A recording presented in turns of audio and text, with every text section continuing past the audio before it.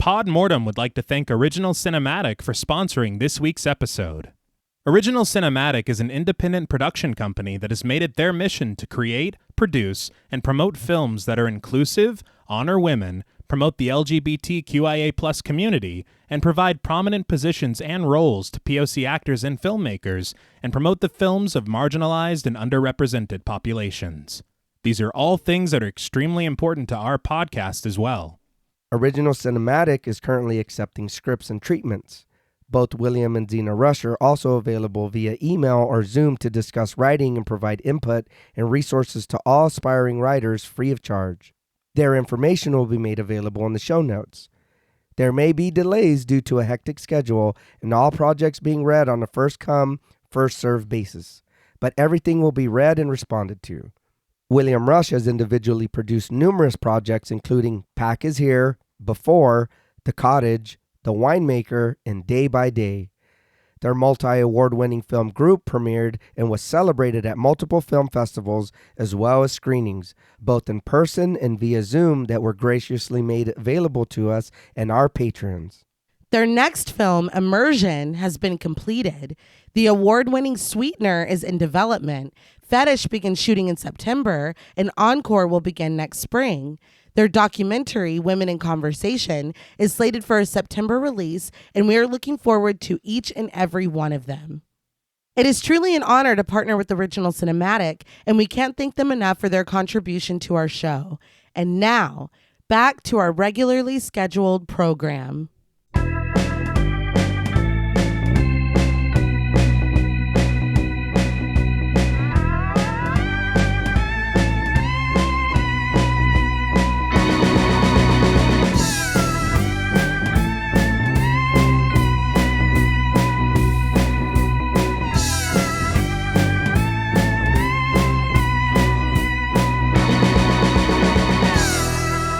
Salutations! Welcome to Pod Mortem. I'm Reneé Hunter Vasquez, joined as always by my co-host, my husband, and my brother. Hi, I'm John Paul Vasquez. Hi, I'm Travis Hunter.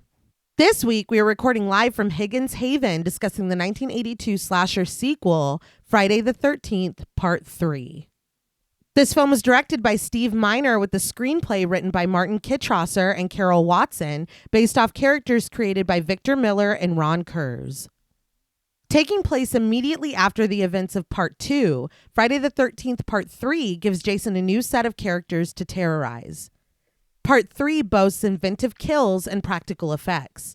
With the return of Steve Miner, an ambitious foray into 3D, and the distinction of the origin of Jason's iconic hockey mask, this film is commonly hailed as a favorite in the franchise. This film was requested to us by friends of the show, Donna Eason, Jasmine, Smelly Poo Poo Head, Megan M., Scott Troutman Wise, Haley, Lucy Thane, and Half Price Horror. We want to thank them all for their support as well as this suggestion. So, what did you guys think about Friday the 13th Part 3 the first time you saw it? This was the first time seeing this movie. I know it exists. I know that there's a lot of Jason stuff. But I think we all said that this is our blind spot. No, none of us know anything about Jason. I was like, are you okay? Well, the movie... He's parsing. Yeah, I'm trying. He's treading lightly. The movie, there is some things that I enjoyed about it. It is 3D, and you can feel that even without the glasses. Mm-hmm. I would like to watch this with the 3D glasses on, the way that it is made for 3D viewing. Yeah. Because what we don't get the red and the blue lines around everything, and it's made like a regular movie. Yeah. Which is, I mean, there's some cool stuff. Mm-hmm. Was that it? He's got the hockey mask. He does. Mm-hmm. It's the third one. Uh-huh. Yes, it's officially a trilogy. Yes. Yeah. Yeah. Takes a lot of work. Yeah. It does. He is here. He's here. There's a lot of work involved. There was. Uh-huh. My first impression. Look, I'm gonna be honest. And we've talked about this on the past episodes. Yeah. Friday the 13th has never really been our bag per se. Right. It is our blind spot, as you had mentioned.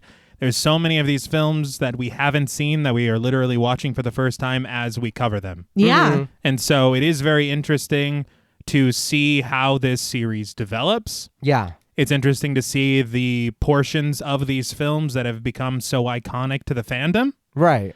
I definitely respect and appreciate all of the people who ride so hard for this franchise. Yeah. The fans of the Friday the 13th franchise are very tenacious and very passionate. Yeah. I personally, the more we get into this franchise, I think the further we move away from the things I like about this franchise. Okay. Okay. And I think that for me, the first one still hasn't been topped in really any way for me. And the more that we watch these, I am wanting to get to the point where I get it. Okay. Yeah. But I do understand why so many people do get it. Yeah, that and in all seriousness, I do enjoy the movie, but I think I'm with you on that. I think the first one did set a bar, and then the more we go on, it's like, oh, okay. And then of course, this is as far as I've watched. Yeah. I've seen, I think, parts of Manhattan. I haven't seen them travel I can't wait to get to there. space yet. But I will agree with you on that. And I think that the thing for me is that it seems, and we talked about this off mic just the other day, the further the franchise goes, it seems like they lean more into that silliness. I mean, when he goes into fucking space, Yeah. you know, and things like this. So And whatnot. You know? So I feel like this film, it does not lean into that yet. Yeah. It takes everything that's going on very seriously.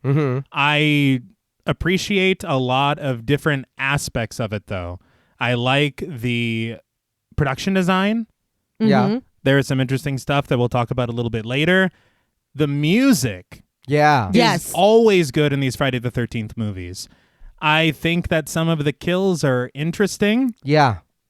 I would have preferred more character work.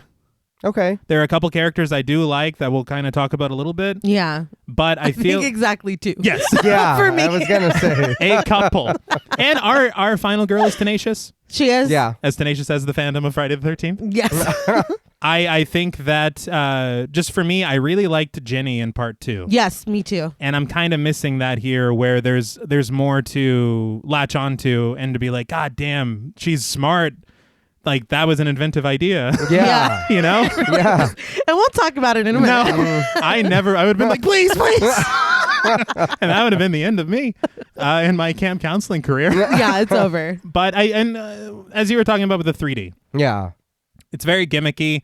It was very revolutionary at the time, and it seems like it would have been an absolute blast to see in the theater. Oh yeah. Yeah.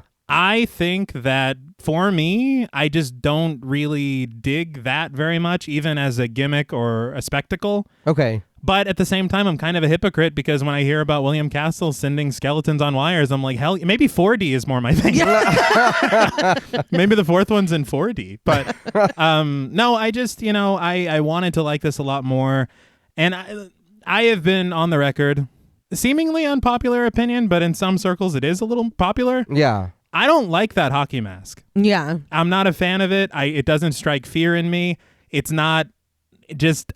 It doesn't work for me. I think it's become an iconic symbol. It but is. I think that we all agree that the three of us all agree Yeah. that the bag was just so much more unnerving. Yeah. The one hole. Yeah. Yeah. Like, I don't know. I feel like exactly as you're saying, the hockey mask is where it's at. Yeah. Because that is the identifiable, recognizable, merchandisable Yeah. thing. And you see it and you're like, Jason Voorhees. Yeah. But I don't know. There's something about it. And they don't handle it with the weight that I feel it deserves for him getting it in this film, which only leads me to believe they didn't realize it was going to... I don't think they did. I don't think so. But I don't know. It's a mixed bag. I wanted to like it more, and I am sad that I didn't.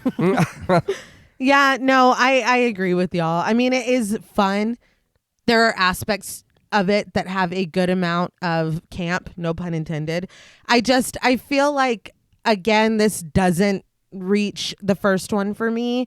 And like you were saying, T, because we were talking about it the other day, I feel like after a certain point, and as somebody who's not really seen these, I don't know when that point is, but I'm ready for that. When they just fully lean into the ridiculousness. That's what I'm waiting for. Because it feels like once you get to a point where it's like, no, we know that this is what we're doing and we're just fucking doing it. Yeah. I think that I will enjoy them. I'll either not like them at all or I'm really going to enjoy them because they're fully leaning into that. The first one was very inspired by Halloween. Yes. Yeah. But there was enough of a story there, and that ending, you're like, oh, fuck. It's interesting. It's conflicting. The motivation is understandable. It's interesting. The second one, it's just like, okay, we're going to get these kids together and then we're going to bring them in. And it feels like with 3, we're going to get these kids together and then we're going to bring them in. Yeah. And I feel like obviously, and we're going to talk about it in a minute, but that was the big motivation for them to do something gimmicky and do something weird and make it 3D because we are essentially doing the same shit. You know what I mean? Yeah. But yeah, it was fine. It was I like a lot of the practical effects, and even the ones that don't necessarily hold up all the way, I find them very charming. I like looking back at older horror films where you can see exactly how they did it, or you're like, oh, that's not that guy's head or whatever. And I like that. I think that it is very charming and endearing to me. I like those moments, even the stuff that doesn't look very good. Yeah. But again, I feel like, and it was with the second one as well. And the second one, I do prefer Jenny as the final girl. My favorite character is not even the final, whatever in this one. But I feel like I'm just wanting a little bit more. And I feel like the depth of the first one and the motivations there were watered down to the second one, and they're watered down further in the third one, because I'm like, dude, why are you doing this? Or like, why are we here? Like, it's all very, like the audience isn't going to care. They just want to see Jason fuck people up. Like, that's what it feels like. And also, Steve Miner would go on to do the greatest film of all time, House, in a few years. Not even the greatest film named House. Incorrect. But I'm sure he learned some stuff here. So thank you, Friday the 13th Part 3. Yeah. But I did want to talk a little bit more about how this kind of all came to be. So obviously, given the success of Part 2, Part 3 was absolutely going to happen. Steve Miner came back, but when Ron Kurz was approached, he said no. So Martin Kitrosser and his wife Carol Watson stepped up to the plate. Kitrosser was the script supervisor for the first 2 Friday the 13th, as well as I think all of Tarantino's films. Yeah, dude. Damn. I looked in the filmography and it's literally... I was like, what the Wow. fuck? Yeah. But they had another idea for the film that we will talk about a little later, but that ended up getting scrapped too. So Frank Mancuso Jr., who was son of Frank Mancuso Sr., who was the chairman and CEO of Paramount at the time, stepped in to produce. So Kitrosser and Watson write the screenplay, but the producers aren't completely satisfied. They bring in Petru Popescu to do rewrites, and despite not being credited at all in this film, he's supposed to have given the screenplay, and by extension the film itself, a more sinister atmosphere. I've read and heard that from multiple people involved in the production, and he was even in, I think it was called Crystal Lake Memories, the documentary. Yeah. Okay. But he's uncredited. Huh. But like I said, after doing Part 2, Steve Miner felt like Part 3 was going to need a gimmick, and that 3D would be the thing to get people back to the theater. Interestingly, the 3D supervisor, Martin Sadoff, had already been in talks with Mancuso Sr. about bringing 3D back to the studio, so obviously Jr. was also down to, go down that road. Why does this remind me kind of like of the Lemleys with the Universal? Yeah, I can see that. Where the son is like, come on, Dad. Yeah, let's just do it. But this would actually be the first 3D film produced by Paramount since 1954. Damn. Yeah. Filming in 3D was super strenuous and difficult, and shots had to be meticulous to the point where the 3D quality took precedent over the performance of the actors. Petru Popescu even said that he sat in on auditions and was like, that person was great. And they're like, no, it doesn't, like, their talent doesn't matter. Like, we just want them to have the right look. And once we get the shot, that's what it was. And a lot of the actors said that as well, that it didn't matter if you fucked the lineup. It didn't matter what you looked like when you said it. It didn't matter if you stuttered when you said it. If that 3D shot was nailed, that's what was used. Huh. It was the most important aspect of what was shot. I mean, we can tell. But and again, I bet watching this at the time, the 3D was like, oh my God, this is great. But it does hurt the movie. I just can't even imagine how frustrating and upsetting them must be as a performer. Yes. Yeah. But the 3D really seemed like an undertaking. Like, it was very difficult to do. There was even a lawsuit leveled against Paramount for monopolizing 3D equipment. There was a lot going on. What the hell? Yeah. It was interesting too because they used a Luma crane, and I was looking into it because the fact that they were able to use that for this was a really big deal, because this was 82 and the Luma crane prototype was finished barely in 75. I remember reading something about it because they talked about using it on Dream Warriors in 87. Oh. But Spielberg, I think, used it in 77. Yeah, he used it for, I think, 1941. Yeah. But it's a... Once he used it, that's when everybody was like, what is this? Yeah. Okay. So it was a really, really huge thing that they were able to use this, but they talked about it giving them a lot of problems. And the first scene that they filmed, it like fell, it collapsed. And so they were pissed off. They said that they made t-shirts that said, I hate the Luma. Like, it was, so it was like a very exciting thing that they were able to use it, but apparently it was a huge pain in the ass. I think that is another thing that is very noticeable in this film, is there are some shots that you do see that are craned in. Yeah. And they do lend for a very interesting feeling with the cinematography. Yeah. But Part 3 was the first 3D film to have a wide theatrical release. It opened on 1,079 screens, but only 813 had the capability to display the 3D. So Paramount spent $2 million in 7 weeks converting the non-compliant screens because they were like, oh no, this is going everywhere. Holy shit. I'd also read in this blog from Justin Christopher Aid. He's a filmmaker, but he was talking about the systems that they used for the 3D conversion for this film. And they did have Paramount. They sent all of these 3D kits to so many different theaters, and the list of items, it included a 3D lens, a mirror box attachment, aperture plates, 3D test strips, instructions, and then inside of the 3D lens attachments, it had the mirrors that separated the left from the right lens so that the glasses would work whenever they would watch it in the theater. Yeah. But Paramount, I mean, you think about the money that they put into just that aspect of the film, you get why they're like, well, the 3D is the most important portion of this. Yeah. 1,000%. Yeah. But even so, it made more than its money back. It's still one of the most financially successful in the franchise, period. Really? Yeah. And when it came out, it even dethroned E.T. from the #1 spot at the time. I think I heard it was also released the same week at Fast Times at Ridgemont High. Really? Yeah, and it opened higher. Yeah. Wow. Ridgemont Higher. Yeah.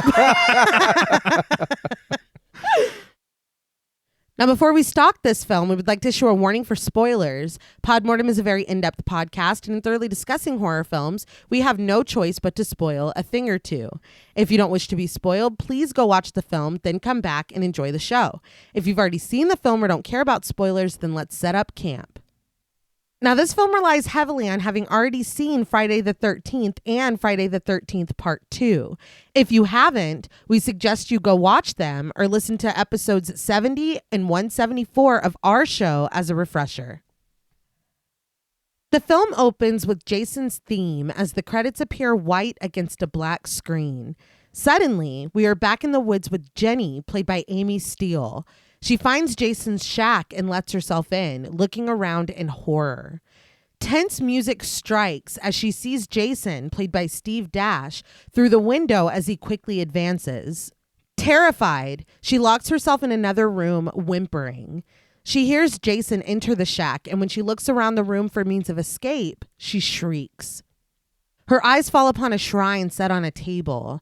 Lit candles flicker around a neatly posed sweater, adorned with the severed head of Jason's mother. Meanwhile, Jason is breaking down the door behind her, and Jenny, a child psychology major if you remember, takes another look at the shrine and thinks fast. Grimacing, she takes the sweater off the table and pulls it on. Using the short blonde hair on Mrs. Voorhees' head for inspo, she tucks her own hair into the collar of her sweater. Jason succeeds in breaking the door down and stands in the doorway, axe in hand. But when Jenny assures him, "It's all done, Jason," Jason peers back at her from the hole cut into the bag he wears over his face. She assures him that he's done this job well and Mommy is pleased. Jason, dumbstruck, slowly begins to lower his weapon. From his point of view, the room grows dark around Jenny as the rippling face of Mrs. Pamela Voorhees, played by Betsy Palmer, overtakes hers. She bids him to come to her, promising that his mommy has a reward for him. In all fairness, he's been on the run in these woods for how long? His diet? He's probably just disoriented. Yeah. Malnourished. He's fucked up. And she's taking advantage of that? Yeah. Wow, Jenny. Wow, Jenny, maybe you're not my favorite. Mrs. Voorhees smiles at her son, but when the glamour is broken, we see that it's still only Jenny. Jason raises his weapon again, but Jenny takes a step back, reiterating firmly that his mother is talking to him. Jason cocks his head to the side, seeing his mother again and lowering the axe. Weaponizing his confusion, Jenny gets Jason to kneel down before her. He is docile, but when Jenny raises her machete, he catches a glimpse of his mother's head still on the table behind her. He's like, "But if you're right there..." Yeah. Her plan ruined. Jason raises the axe just as she brings the machete down, and the two clatter together angrily. Her weapon is knocked away, falling to the ground next to the body of Terry, played by Kirsten Baker. Jason takes this opportunity to bring his down and slice into her leg, cutting her jeans in the process. Jenny screams in pain, giving her location away to Paul, played by John Fury. He rushes in and jumps on Jason's turned and lowered back. Despite this, Jason quickly gains the upper hand, slamming Paul into the walls and causing pieces of the poorly made shack to come crashing down on them. Jenny watches the struggle with wide eyes and picks up the machete next to Terry's body. Just as Jason is about to take Paul out, Jenny raises the machete in slow motion and brings it down hard on Jason's shoulder. The music goes absolutely insane as Jason falls to his side, allowing Paul to stand. He tries to comfort her, but Jenny kneels down to pull the bag off of Jason's head. They stare down at him in horror before finally leaving the shack, Paul aiding Jenny in walking on her injured leg. But once they've left, Jason picks up the bloody machete for a moment before crawling along the dirt floor. We zoom in tight on the severed head of Mrs. Pamela Voorhees, decorated lovingly with lit candles. But then a very funky theme begins to play as Friday the 13th appears in huge red letters next to one side of the head. Part 3 joins on the other side and the title lunges at us, like in a 3D way. Firstly, just this picking up where we left off. Yeah. I really like that for a sequel. Yeah. Always been a big fan. We talk about it a lot. We talked about it on Halloween 2. Yeah. It's a fantastic thing to do. Mm-hmm. I got to talk about this music. Yes. Lex. I was like, oh my God. Yeah.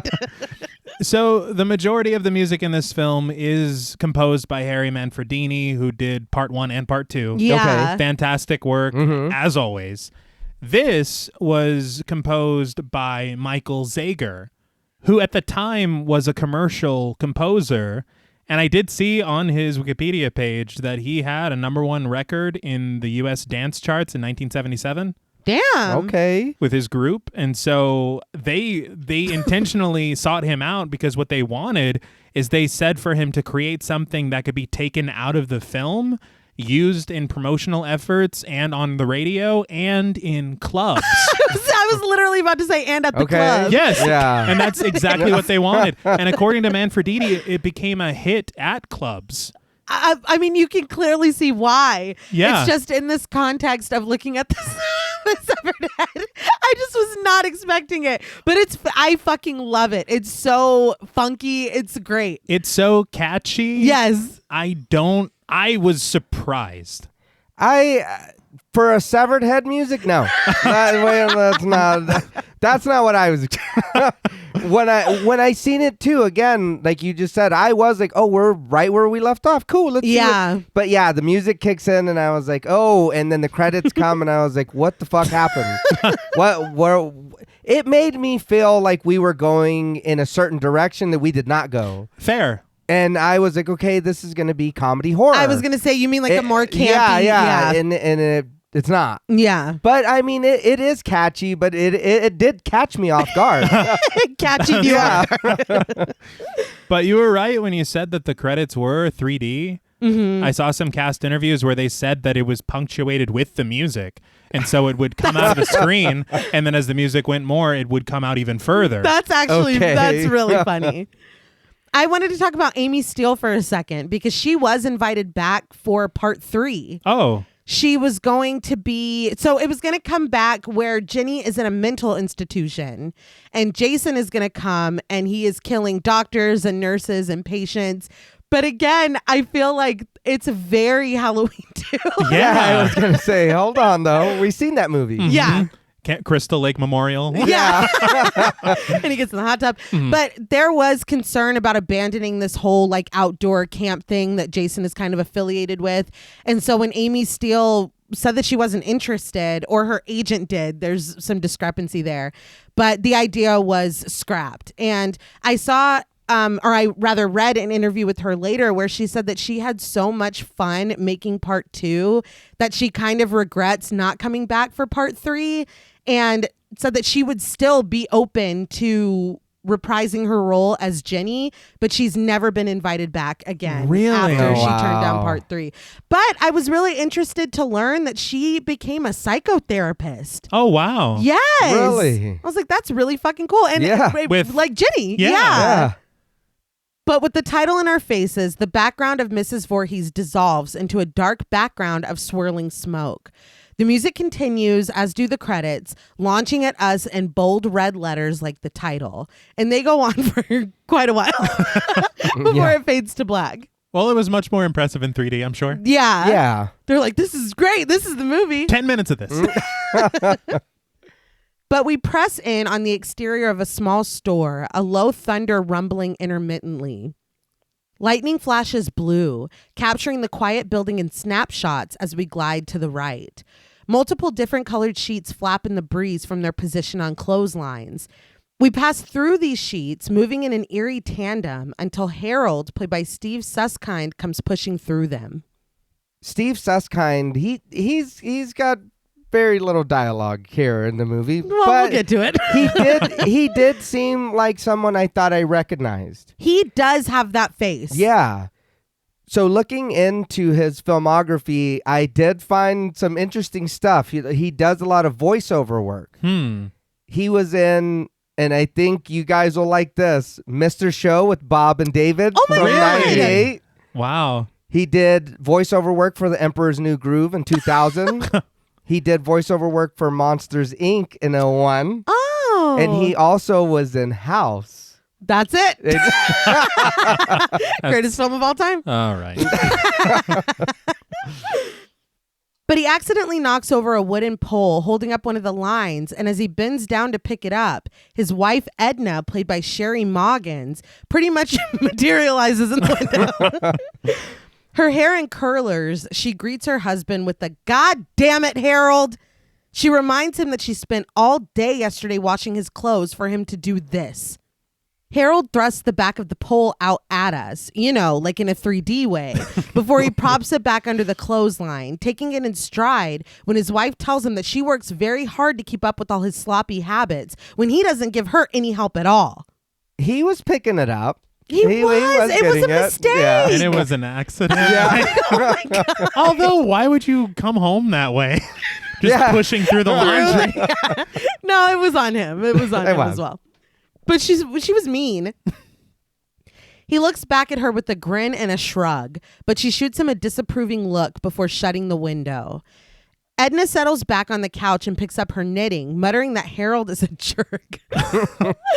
On the TV, a newscaster's voice, provided by Steve Miner, shares that the town of Crystal Lake was shocked with reports of a mass murder scene today. I did read that this cameo was an intentional homage to Hitchcock. That's great. Okay. Yeah. It's very subtle. It is, yeah. There were a total of 8 corpses discovered in what is being called the most brutal and heinous crime in local history. A police officer has even gone on record that after looking around, they worry that the gruesome discovery is just the beginning. I feel like Crystal Lake already has a pretty gruesome history. There's at least 2 events I could point to. Like, this has never fucking happened before. Although the police chief didn't have a comment, the detectives at the scene shared that they are baffled by the brutality. Concerned, Edna sits her knitting to the side and leans in closer to the TV, adjusting the rabbit ears to get a better signal, before settling back onto the couch with a worried expression. On the TV, Jenny is shown on a gurney being loaded into an ambulance by paramedics. The newscaster continues that the bodies were found strewn over a campground, but Jenny Fields survived the attack from the axe-wielding killer. She was taken to the hospital, where she's in serious condition from multiple stab wounds and hysterical shock. Edna is horrified, and when something clatters outside, she lifts herself back up to the window, ignoring the newscaster's reports about the unidentified victims. Someone moves along the flapping sheets, little more than a silhouette, but still clearly not Harold. But Edna wonders what Harold is doing out there. You don't know? Yeah. Come on. As the newscaster says that the assailant is still at large, Edna switches the TV off and returns to the window. Jason's theme begins, but now there is no one moving among the sheets. Still annoyed with Harold, Edna comes outside with the laundry basket. Muttering that her husband leaves her to do all the work and that he could have at least finished the job, Edna begins to angrily take down the laundry from the lines. She turns to the end of the clothesline, just in time to catch the glimpse of someone's arm as they move past the sheets. Still believing it to be her husband, she calls his name. The only reply she receives, though, is the distant barking of a dog. When she pulls back the sheets to look in the direction the person walked, the shed door rattles in the wind. Having had enough, Edna goes back inside, glancing nervously over her shoulder and leaving the rest of the laundry behind. Once the door closes, the shadowy silhouette of a figure stands in the foreground of the shot, looking after her. So something very interesting to me, they are shooting who we know this to be. Yes, yeah. A lot like Michael Myers. Yeah. Very much. The way that he's like just suspensefully there and not there. And, Yeah. But there is that one shot that ends that scene that is very reminiscent of the first poster for the first Friday the 13th. Mm-hmm. And I wonder if it was just like a little sly homage. Okay. That's cool. Yeah.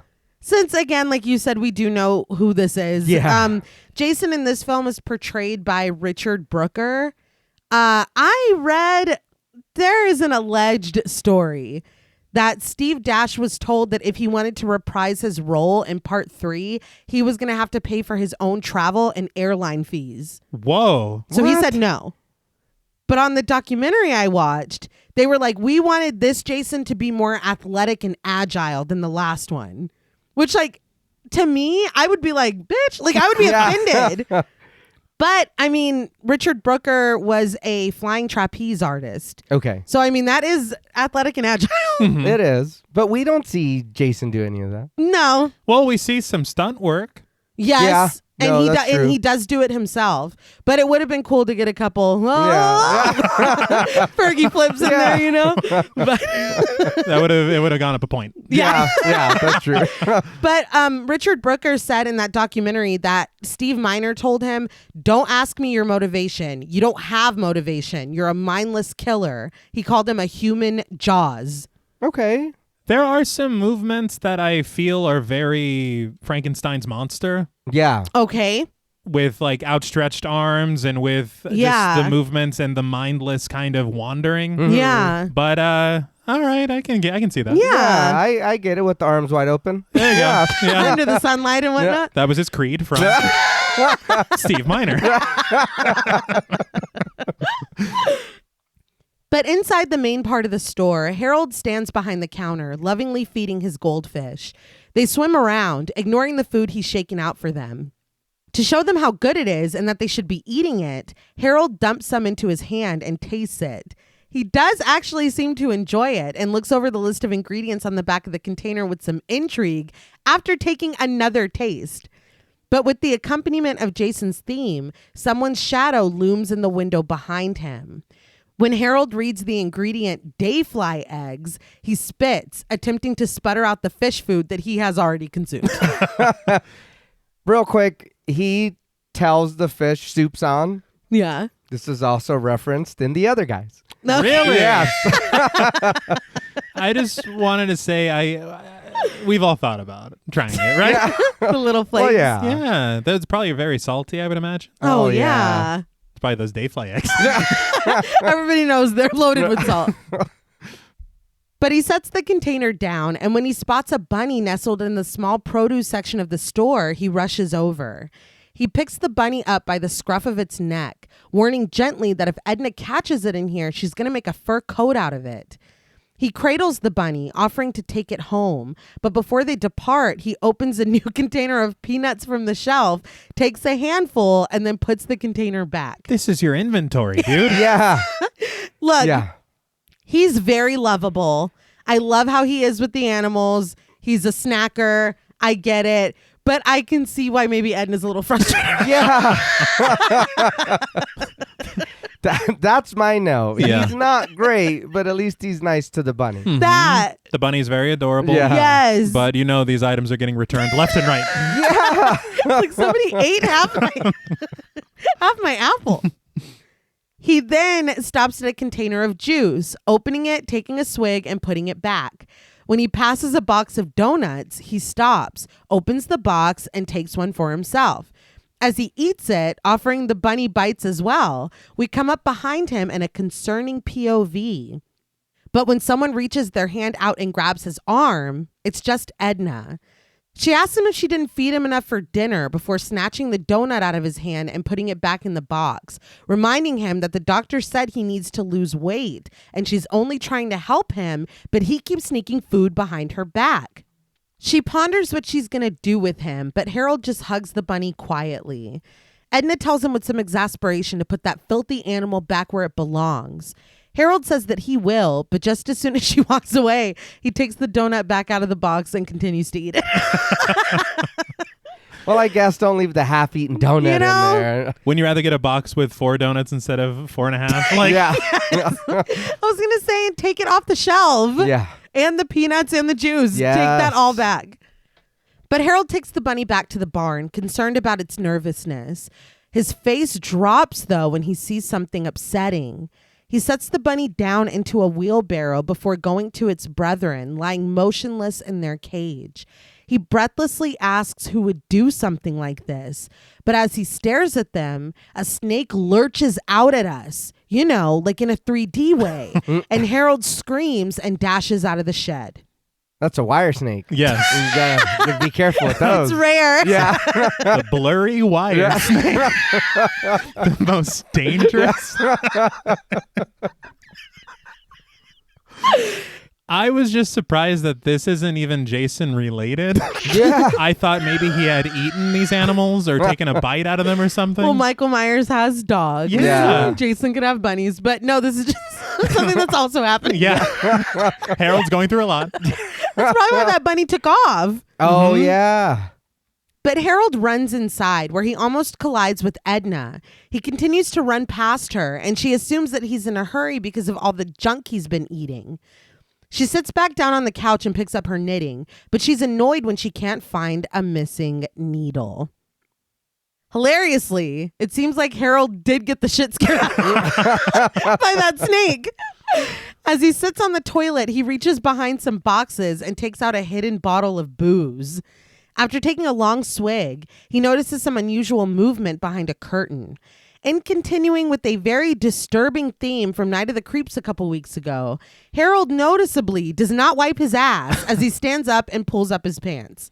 Yeah, I just clean your bum. Yeah. I can understand if maybe I can wait to wash my hands after I make sure I'm safe, but you're walking around like that. The cheeks are back together. I don't care what's going on outside. It can wait. Yeah. Manners first. Yeah. Please. Suspenseful music mounts as he moves slowly toward the curtain, but when he pulls it to the side, he finds nothing. He continues to investigate, opening the multiple closets in this bathroom, but finding them to be empty. What the hell is this bathroom? He finally opens the last one and silently peers up at an axe thrust high above him. The axe is brought down hard into Harold's chest, and as his blood spills, he falls silently. So I did want to commend this long take, seemingly, around this bathroom. Yeah. This search. When I see a cleaver or an axe high up above, I expect for someone to take it right in the center of the skull. Yeah. Not in the padding on their chest. Yeah. Yeah. It's not as common. Well, his head wasn't padded. No. Yeah. It looked like some pillows. Yeah. It did. And I wonder if that's from what his wife was telling him earlier, like if that was setting that up. That's what I thought. Okay. But I mean, it's either way, it's hilarious. Yeah. But in the living room, Edna jerks her head in the direction of the bathroom and calls out for her husband. When he doesn't answer, she gets up to investigate. She lets herself into the bathroom and starts to look around when she finds it to be seemingly empty. Besides probably the smell, right? All right. He's getting a lot of trash. Yeah. But she approaches the closet where Harold met his end. And when she hears movement behind the curtain, she investigates. On the other side, the culprit is revealed to be a tiny white mouse. And as he moves toward her, she backs away in horror, right up to one of the closets. The mouse is probably like, no. I will say the mouse was moving towards her and towards us. Yes. Yeah. But a hand thrusts out at Edna, covering Edna's mouth as her knitting needle is stabbed through the back of her head. It slides out at us from between Jason's fingers, like in a 3D way, as Edna slips away. They did talk about this on the documentary, that the needle coming toward us is just made of plastic and it's being fed through Brooker's fingers. Oh, wow. Okay. Which is pretty cool. Yeah. But they're not counselors or camp kids or... No. I think they just happened to pick the wrong place to set up a store. Yeah. I did think the knitting needle gag was kind of cool. Because she was looking for it? Yeah.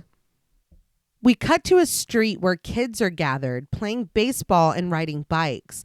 A van passes them, honking to alert the kids to get out of the way. Inside the van, Chris Higgins, played by Dana Kimmel, is behind the wheel. So Dana Kimmel, no relation to Jimmy. Not that I know of. I did look her up, and it looks like she did a lot of soap opera and TVs. Really? Oh. Yeah, TV shows. So it looks like she did a little bit of Days of Our Lives, Dynasty, Oh. Different Strokes, and TJ Hooker. Hey. Oh. Yeah, I was like, these are like shows. Well, I know that before this, she did a film called Sweet 16. And that is the reason that she got this. Okay. They said that they saw her. They were like, that's Chris. They invited her in. And before she even auditioned, they were like, it's yours. Oh, very nice. So again, they were very like a certain look. We want a certain look. And I guess she was it. All right. But next to her are Debbie and Andy, played by Tracy Savage and Jeffrey Rogers. Tracy Savage has talked a lot about being in this film. She had been a child actor from like 2 years old. And she said that she was 18 and this was the first film she ever did without her parents on set. But she said that she was used to being a kid and working for like very adult, directors. But she said that Steve Miner was just another kid and that it was such a laid back atmosphere and it was so much fun. Like lining up the shots for the 3D and everything was a pain in the ass, but that the vibes were really, really good, which you always love to hear. Yeah. But she said that she was kind of either done with acting or putting it on pause because she was going off to college. But her mom was an agent and her mom called about this role and was like, if you're interested, So the working title for this, so that people wouldn't know that they were already, or like producing a third one, was Crystal Japan from the David Bowie song. That was that was the title, what they were calling it. And so she heard the title and she was like, what is that? And then she got there and saw that it was Friday the 13th part 3 and was stoked. She was so excited to be a part of it. But what was crazy to me, kind of like we talked earlier about Amy Steele, she went on to be a very successful broadcast journalist. Mm-hmm. She even covered the OJ trial. Wow. Yeah. I remember when I was in journalism school, she was one of the examples that I was told whenever we learned about shield laws. Okay. Shield laws are basically protecting like reporters' privileges and not revealing their sources. Uh-huh. Because she was Wow. called to the stand during the O.J. Simpson trial, and the defense was trying to get her to reveal her sources because she was reporting on stuff that they didn't want people to hear about. Oh, wow. And she used the shield law to say, I don't have to reveal my sources. Wow. She seems like a badass. And we all off mic, we talked about her kind of being the coolest in the film. Yeah. But she said that in every newsroom she has ever worked in, she's gotten fan mail from part 3. She just talks about it so fondly. It seems like it was a really good experience, but just seeing what she would go on to do, I was like, God damn, that is so fucking cool. Yeah. But when they get out of the car, Chris points out the White House that they're headed for and calls out to someone named Shelley in the van to come out and meet his date.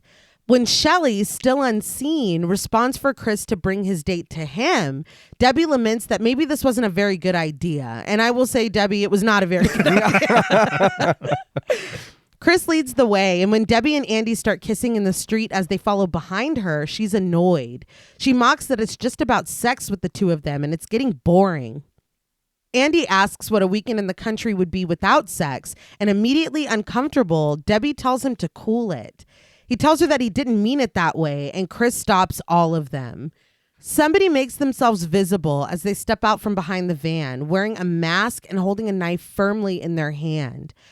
As he advances on them, Chris tells Andy and Debbie that she wants everyone to have a good time this weekend because what happened to her at the lake happened a long time ago. She promises that she's fine and tells them not to worry about her. Debbie starts to reply, but the music mounts to a point where her voice is nearly drowned out as the would-be assailant brings the knife down on Andy's back. When Chris said that, was anybody else trying to think if she was in? I thought she might have been a counselor or I something. did too. You know? Yeah. I honestly feel like what they give her as far as story is concerned, they don't flesh it out enough. Mm-hmm. Yes. And so I want to know more. And this is more of a connection to her as a character and the final girl. Right. To know more. Mm-hmm. I just feel like it's kind of like with the blurry wire snake. This is just also a thing that happened. Yeah. But Debbie and Chris are startled, and Andy is angry when he turns around to find that the knife was fake, and so is the assailant. It's only Shelley, played by Larry Zerner. All right, now. Larry Zerner this is his first feature film, from what I understand. He was standing on a street corner handing out flyers for another film, and Martin Kittrosser and Carol Watson saw him and said, "That's Shelley." That would kind of hurt Would you my be offended? feelings. Yeah. The character that he is. Yes. Oh, yeah. They approached him and were like, "Look, you're perfect for this," and he agreed. But that would I know I fantasized about that constantly. Oh, of about course. somebody Right, walking up right. and being like, "You got just the look we're looking for. You're a star." But not like that. Yeah. No. We're looking for an annoying piece of shit. I was thinking more that I would play Fallout Boy or whatever. in the Radioactive Man movie, but But no. no. But Andy asks Shelley why he has to be such an asshole, but Shelley corrects him. He isn't an asshole. He's an actor. But Andy reasons that that's the same thing. I feel like they played his march towards this fake stabbing with the utmost fear and sincerity. Yeah. I was really shocked that they did that because the music was as real as if Jason was talking. Yeah. So like, were we really supposed Yeah, to believe because I know he came out of the van with you. One thing I will say, though, this clear mask that is on Shelley's face, Yeah. a little more impactful, I would say. Yeah. It is cooler to see in the light. Yeah. But all the same, Andy drapes his arm around Shelley as the two of them follow Chris and Debbie across the street. He tells Shelley that he's his roommate and he likes him most of the time, but he has to stop doing stuff like this because Shelley probably forgot that they were roommates, so Andy needed to remind him. Screenwriting. Yeah. He also reminds Shelley that he got him a date, so he doesn't want him embarrassing him. He tells his friend to just relax and be himself. But finally flipping up that clear mask, Shelley tells Andy if Andy would be himself if he looked like this.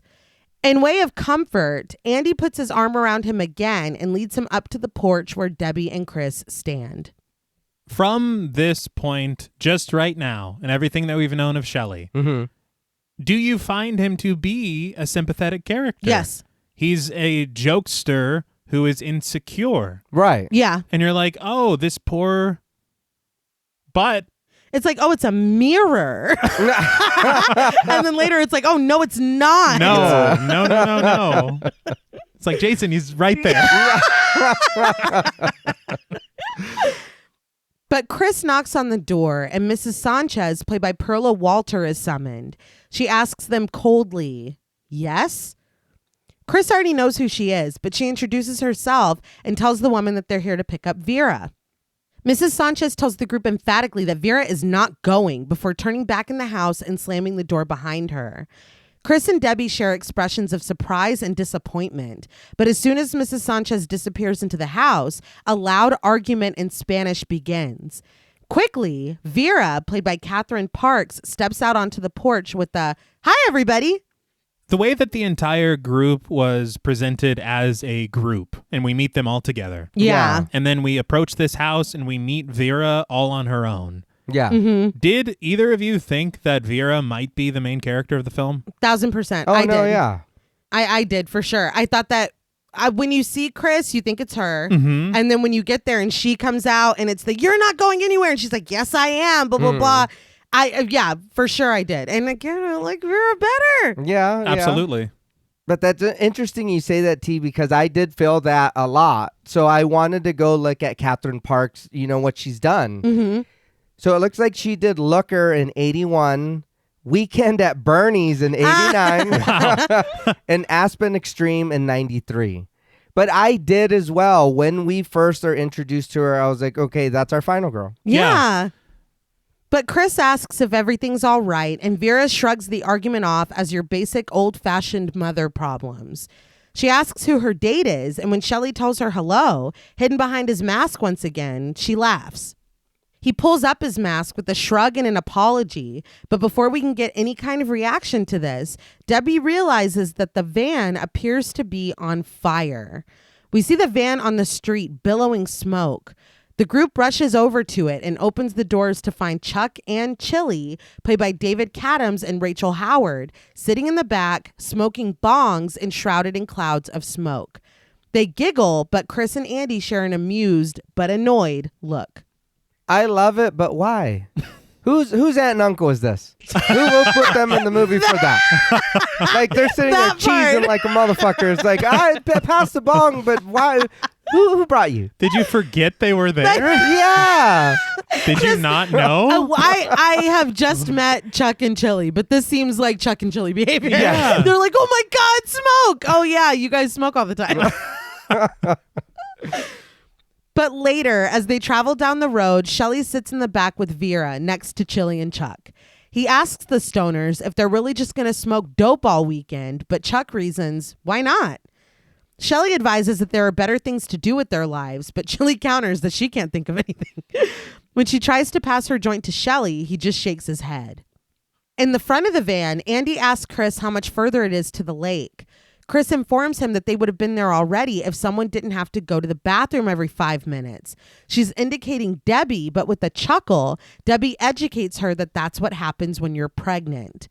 Again, I thought this was going to come into way more play than it does. Yeah. Yeah, there's not really anything. No. And it feels like such a big thing to introduce. Yeah. Yeah. Yes. So much so I forgot about this until you just said it. Yeah, no, we don't acknowledge it again. Yeah. All right. Yeah.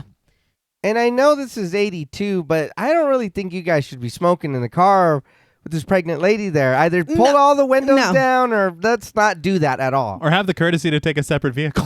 Yeah. Well, we're all going together. But Well, but you're like, gas is still expensive. yeah, we can wait. We can fucking wait. We're almost there. Yeah. But in the back, Chili offers her joint to Vera and she takes it, echoing Chuck's sentiment. Why not? Andy turns to the back, imploring them to all share the wealth with the less fortunate in the front.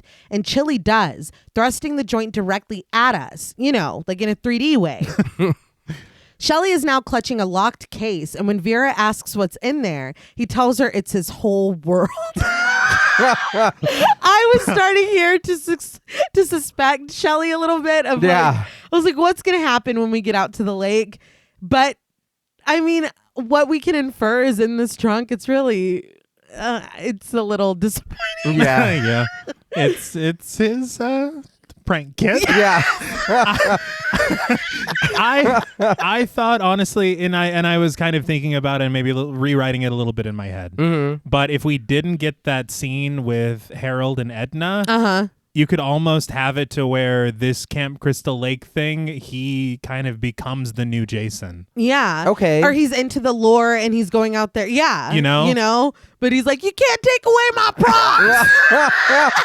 He's Bobby. Yeah, he's just Bobby. But Vera is incredulous and he invites her to stick around and she'll see, which sounds ominous. Yeah. But the vibes are ruined when cop cars, sirens blaring, round the corner and come up behind them. Vera alerts the front and Andy immediately panics. And Chris ignores Debbie when she tells her to floor it. Like, oh my God. Really? In the van? Yeah. Vera tells Chuck and Chili to destroy the evidence, and when Chuck refuses, Andy demands him to. Everyone is frantic, and Chuck finally passes the weed around, giving everyone some to eat so the cops don't see them throwing it out of the van. Andy tries to get Debbie to take her share, but she refuses, reminding him again that she's pregnant. Vera tries to give some to Shelley, but he declines on the grounds that he's not hungry. They're like, if you don't fucking eat that, you eat your share. Yeah. Or we're all going down, you hear me? Right, you're going to tell on us, aren't you? Yes, yeah. That's what's in that fucking box. This fucking narc kid. He's just wired up. Andy yells at him, and Shelley uses another excuse. He's addicted to pot. With the cops right behind, Chris has no other recourse but to finally pull over. And when she does, the cops go speeding past them. Everyone in the van groans in disappointment. We see the police exiting their vehicle in a parking lot and making their way up to a store. Paramedics load a lifeless, covered body in the back of the ambulance while the officers handle the witnesses. When Chris drives the van past on the road above, we see that they're at Harold and Edna's store.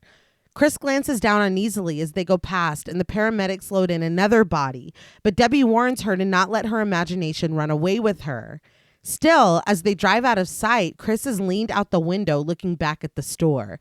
I feel like my imagination is not running away with me when I see bodies being loaded into that. Yeah. I feel like if you had just seen the cop cars and thought something. Yeah. But come on. Like, girl, it's right there. We see.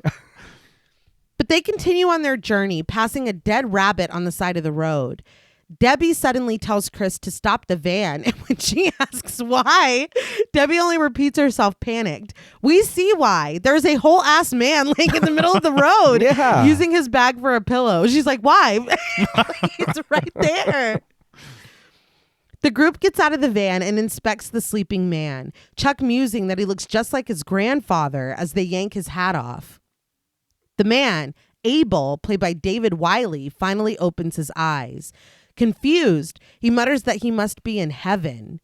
They help Abel to his feet, all except for Shelley, who yells, "Don't touch him! You don't know where he's been!" This guy sucks. Yeah, see, sucks. He's slipping more and more. Yeah. I heard it and I was like, did he really say that? Yes, he did. But Abel is grateful, thanking the group for their kindness. They all smile at him, but he quickly loses the crowd when he pulls something out of his pocket, inviting them all to look at what his grace has brought unto him. He holds the stem of it, shaking a white bulb at the end as he speaks. When Shelley asks what it is, Abel thrusts it closer to his face, explaining dramatically that he found this today and there were other parts of the body as well. Shelley alerts the group when he sees what Abel is showing them. It's an eyeball. They scatter and run back to the van. Abel stands, still holding the eyeball, continuing that he wanted him to warn them. They were supposed to look upon this omen and go back from whence ye came. But in stark contrast to the raving man's advice, Chris steps on the gas and the van continues forward. His hand shaking, Abel repeats, "I have warned thee," as he holds the eyeball out for us, like in a 3D way. So in part 2, they killed Crazy Ralph. Yeah. And so this is our new Crazy Ralph. Clearly he's the surrogate for sure. But what does he want us to do with the eye? Like, do you want us to eat it? Do you want me to take it off your hands? What am I supposed to do with it? We talk a lot on the show about the delivery of the message. Yeah. This wasn't it. Well, he's just holding it out to us, and he's saying what he's saying, but we're already freaked out. Yeah. Oh, we're gone. Yeah. And the thing is that Crazy Ralph, his method was shit too. Yeah. But he was always right. Yeah. If your prophecy, think less about your prophecy. Because it's very simple. You're all gonna die. Right. Yeah. Approach me. Yeah. Yeah. With some sense. A sign proclaiming Higgins Haven sways in the breeze, and the inhabitants of the van cheer when they drive past it. They coast over a small but alarmingly reactive wooden bridge before driving into the grounds. We see this from the inside of a cabin where someone stands in a plaid shirt, their hand pressed expectantly against the window as the arrival is witnessed. Jason's theme begins to play. But the music stops once we join the group again outside. Everyone but Chris runs down to the lake, and when Debbie invites her to join, Chris tells them to go ahead without her. She's going to take her bags into the house. I will say they really got over the weird shit that they just experienced in the road. Yeah. Immediately. I wouldn't stop talking about it. I would not get over it. That would be my whole weekend. And honestly, thinking about it right now, we just passed that store where bodies are being taken out. Yeah. And this man is thrusting an eyeball and he's like, there were more body parts. Hello, police. Yeah. I found the murderer. No shit. I didn't even think about that. Yeah. I was thinking the way that Chris is kind of alluding to something in her history. Something happened. Yeah. Right. And then you get this warning. Yes. Okay. Let's turn back. And she's like, shut up, science bitch. No one cares. Yeah. And you're right, though, especially her. She should be scared. More scared. Mm-hmm. But she slings a bag over her shoulder and walks up to the cabin. The keys are already in her hand, but when she reaches for the door, she finds it not only unlocked, but ajar. She pushes it open slowly, calling inside to ask if anyone is there. She steps inside cautiously, her only answer the ominous theme beginning to play again. But a few seconds after stepping over the threshold, she's grabbed by the man in the plaid shirt, pressed against the wall, and kissed. When she sees that it's Rick, played by Paul Kratka, she pushes him away, annoyed.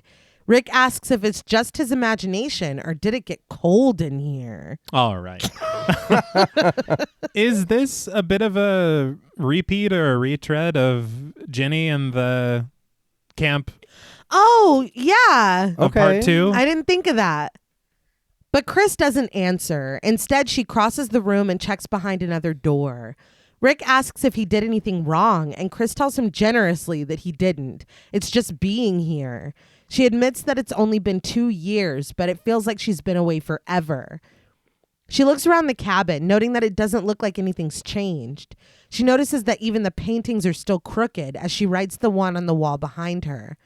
But Rick points out that she's the one that's changed. He asks if she doesn't say hello anymore, and she finally smiles as she offers him an apology. She gives him a proper hello and asks how he is. But when Rick immediately leans in to kiss her again, she asks him if they can slow down.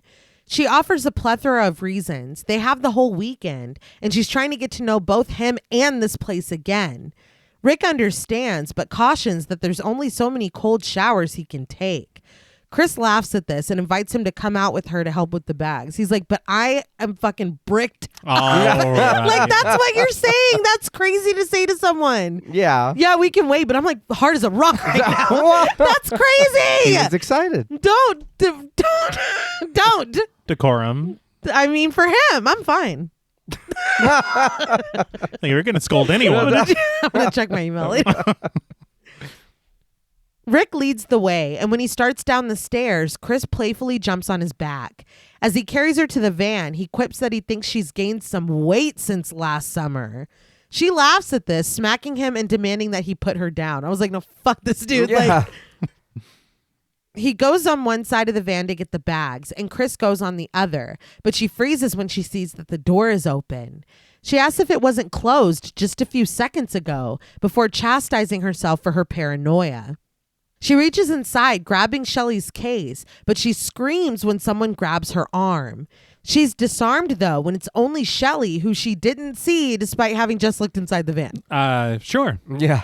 He tells her that that's his bag and he'll take care of it. He picks it up, and when she asks why he isn't down at the lake with everyone else, he says with some sadness that it's because they're all going skinny dipping and he's not skinny enough. Take your clothes off and run in the water, man. Go out there. Be quiet. Go out there.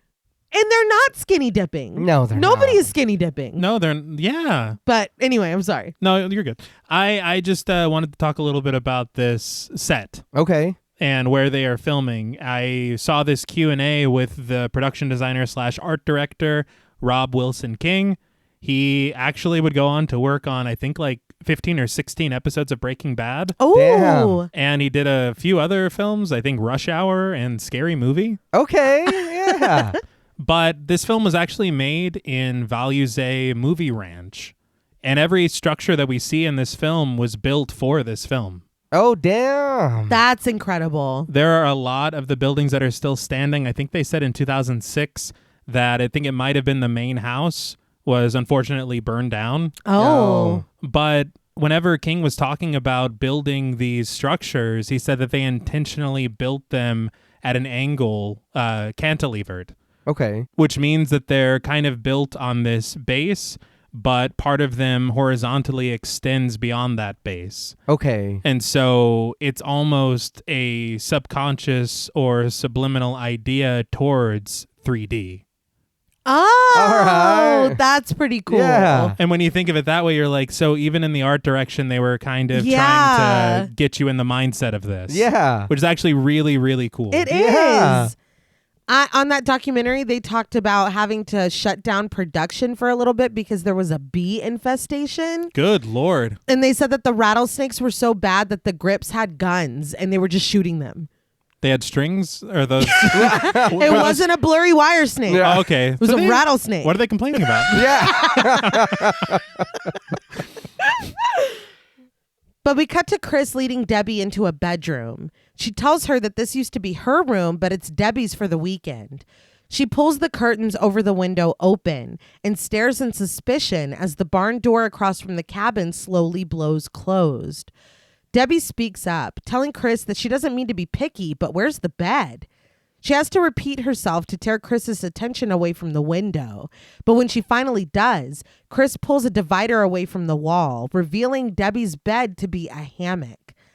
Debbie does not seem excited about this, but Chris tells her with a giggle that she might like it before leaving the room. Once she's gone, Debbie starts to put the hammock up. Andy comes in with their bags, and after a cursory glance at the room, he asks where the bed is. With a grin, Debbie holds up the end of the hammock.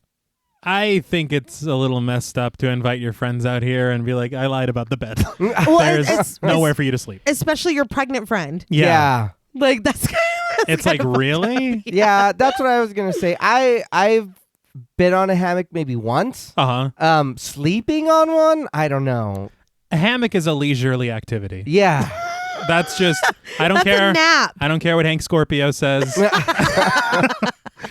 But it did. I thought the same thing. I was like, man, this is our bed, really? Yeah. I'd be like, there's a place for you to stay. It's just a hammock, but like, I mean, That's you fine. tell somebody that up front. Yeah. It's like your bed's a trampoline. It's all we have. Like, Are you cool with that? Or no, like- I'm not. I guess at least it's inside. That's You know? That's the one plus. Yeah. But at the barn, Rick's plaid shirt is tossed aside as he uses a pulley to haul up bales of hay, clearly at Chris's request. He asks her why they have so much hay when they don't even have horses. Chris explains that it's because of her dad. Every year he talks about getting a horse and he buys all this hay, but he never buys the horse. Pulling the hay inside and lowering the winch back down, Rick informs Chris boastfully that he passed up spending the weekend with Mary Jo Conrad to be here.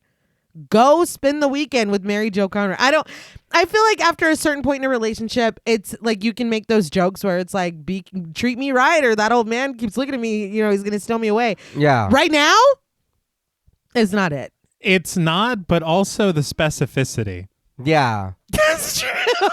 I have Yeah. first and last name. Yeah, no. That's no. Yeah, I thought that was very weird because like you said, babe, yeah, after a certain time it's like I could have whatever, but It's a joke and everybody Yeah. knows it's a joke. This feels like I could be getting it in right now. yeah. And Man. I'm here taking cold showers because I can't stop getting boners because like All that's right. I don't like it. Well, he's I didn't working like it off. He's, First of all, I can't stop. I think after 4 hours, you're supposed to talk to somebody. yeah, right. But Chris calls up to him, asking if he really wasted an opportunity to be with the Mary Jo Conrad for little old her. When he confirms this, she counters, "Boy, are you dumb." And I agree. Our view is up with Rick as he waits for her to attach another bale of hay. He concedes that he's a dumb country boy whose feelings don't really matter, but he points out that the sweat on his forehead is worker's sweat, not lover's sweat. He begins to pull the hay up, averting his gaze from the rope as he struggles to pull. He tells her that he believes there's a time and a place, and if she catches his drift, now's the time and now's the place. He proposes that they set aside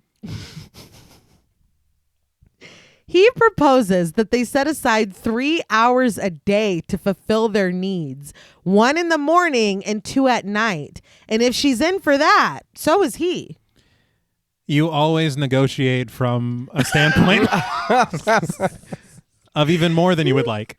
Yeah. I guess, but he's like, "Can I have $5?" "No, I'm not giving you any money." "Can I have 10 million?" Like, she already told you no. Maybe he's like, Chris loves structure, so well, What if we pencil it in? But Rick finally pulls the rope the rest of the way. But we see that at the end of it, there's not a hay bale, but Chris, smiling brightly as she hangs on to the winch. With a giggle, she asks if he's talking to her. He lowers the rope back down, and she falls into the soft bed of hay, but she's startled at the sound of a blood-curdling scream coming from the cabin. She rushes off in that direction, and Rick grabs his shirt as he follows. In the cabin, Chris dashes upstairs, tasking Rick with checking the first floor. Tense music tapers off as Chris peers into the open rooms on the second floor. When she comes to a locked door, she asks if anyone's in there. When she doesn't receive an answer and finds the door to be locked, she kicks it open. Chris, we learn, is a badass. No, she Yeah. stands on business for sure. But the room is empty, and Chris's attention is drawn to the wardrobe when she hears a soft thumping inside. She rips the doors open to reveal Shelley. There is an axe thrust into the middle of his curly head, blood running down the center of his face. His eyes stare ahead sightlessly as he slumps out of the closet and falls to the floor. Chris screams and Rick runs in, immediately rushing to comfort her and telling her not to look at him and that they need to get the hell out of here. Not to look at Shelley's body. He's like, "Don't look at me." I phrased that weird. Vera, Andy, and Chili come in, having heard Chris's screams, and they gasp at Shelley's body on the floor. Despite Rick and Chili telling him not to, Andy lowers himself to Shelley's body, and when he tickles his belly, Shelley snaps back to himself, laughing. He pulls the axe with fake hair attached out of his own hair, telling Chris that he guesses he fooled her. Chris smacks him, calling him a jerk, and Rick tells her to leave Shelley alone because he doesn't know any better. Despite Shelley telling her that it was just a joke, she shoots him an angry look before storming out of the room. So was that Shelley's scream? I was going to say that was not Shelley's scream earlier. No! Yeah. Maybe he has a tape recorder in his prank kit. And what would make you think that this is okay? You got in trouble for it the first time. Yes! You got some shit for wearing the mask. You putting it back on when you got to the porch to meet Vera. Mhm. What? You got in trouble for much less earlier. Yes! Yeah. And he's like, we're going to kick it up a notch.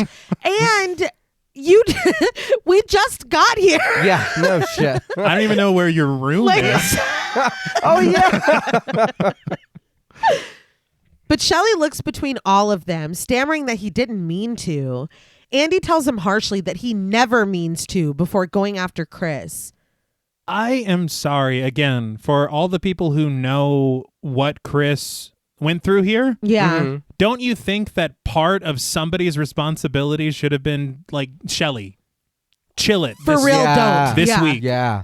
Just Yeah. 2 days. That's all I'm asking. Also, I know that it just occurred to me, they're setting Vera up on this blind date with this dude and making her spend the whole fucking weekend with him in this cabin. Yeah. That is torturous. These are not your friends. Even if this Yeah. was a cool dude, what if you guys don't vibe and you're stuck together out here in the country for a whole weekend? And Shelley's not a cool dude. No.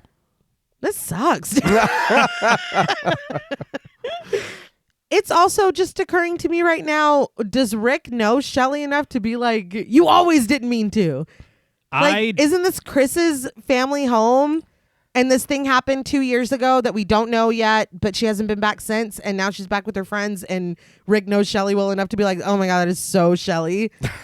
Rick seemed separate from everyone to me. Yeah. It seems like Rick lives here because he's like, well, I'm just a dumb country boy. Yeah. You don't say hello anymore? Oh, you've changed since. And didn't he say since you've gained weight since last year, but she hasn't been back in 2 years? Huh. Well, they grew up with Shelley. So that answers one question. And then And he came out to the city last Yeah. year. he was a city mouse for one summer only. And that answers that question. Okay. Thank There you go. Yeah. Thank you for clearing that up. It might have been Andy that said he never means to. I don't think it But I don't matters. know. Yeah. I'm still confused with the dynamics. But clearly disgusted by Shelley's behavior, Vera says that she's going to the store. She asks to borrow Rick's car and he hands over the keys. Which is very, again, like Rick's just like, you got it, boss. Yeah.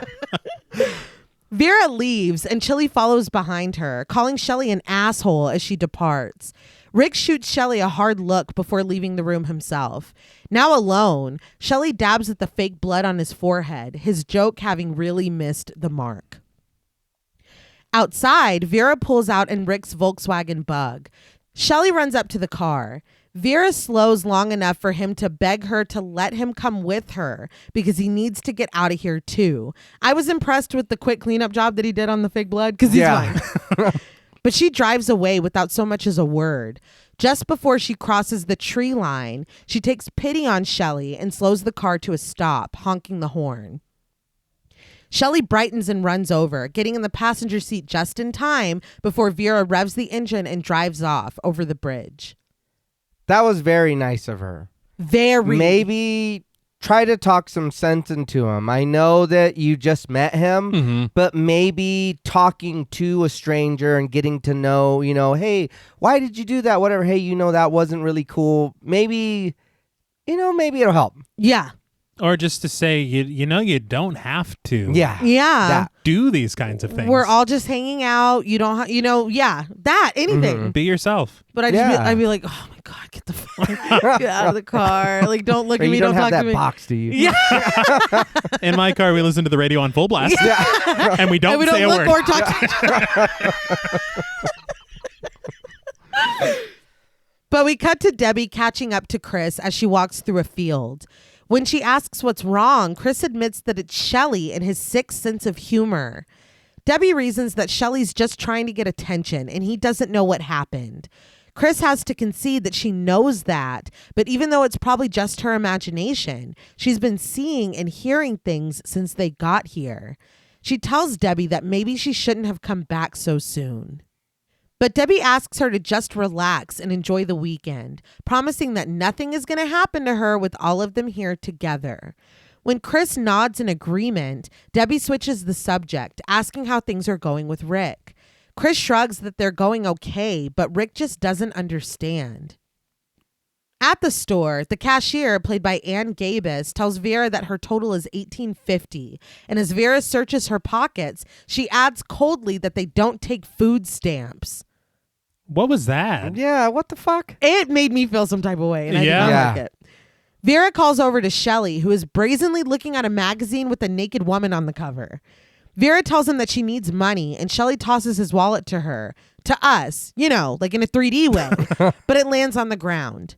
Can we talk about how the main theme of the film is playing on the store radio? That's hilarious. That's amazing. I did see in that documentary, Larry Zerner talked about throwing this wallet again and again and again and again because it had to perfectly hit the center of the camera. And so it really lends credence to the story that it's like, look, when we get the take, we get it. Like, and if you're throwing this wallet for the 50th time, you're probably not going to do it with as much gusto as you did it the first 25 times. This was also a real market. It's called Spunky Canyon Market in Green Valley, California. Oh, I thought wow. that was pretty cool. All right. But when Vera bends to pick the wallet up, a boot stomps down on it, blocking her. The owner of the boot, Fox, played by Gloria Charles, picks it up instead. So Gloria Charles, Fox. Yes. I did want to look into what she had been in, because I know in 2017 she was in the game for Friday the 13th. Oh, wow. Oh. She did Brewster's Millions in 85, and then she was also in National Lampoon's European Vacation in 85 as well. That's hilarious. I like her in this. Yeah, there's not enough. Yeah. Yeah, we'll talk in a second. But finally setting down the magazine, Shelley tells her that he believes that's his wallet. But as he takes a few steps over, he's grabbed on either side by Fox's cohorts, Loco and Ali, played by Kevin O'Brien and Nick Savage. They laugh at him, telling him to make a wish, but nervous, Shelley offers to buy them a beer.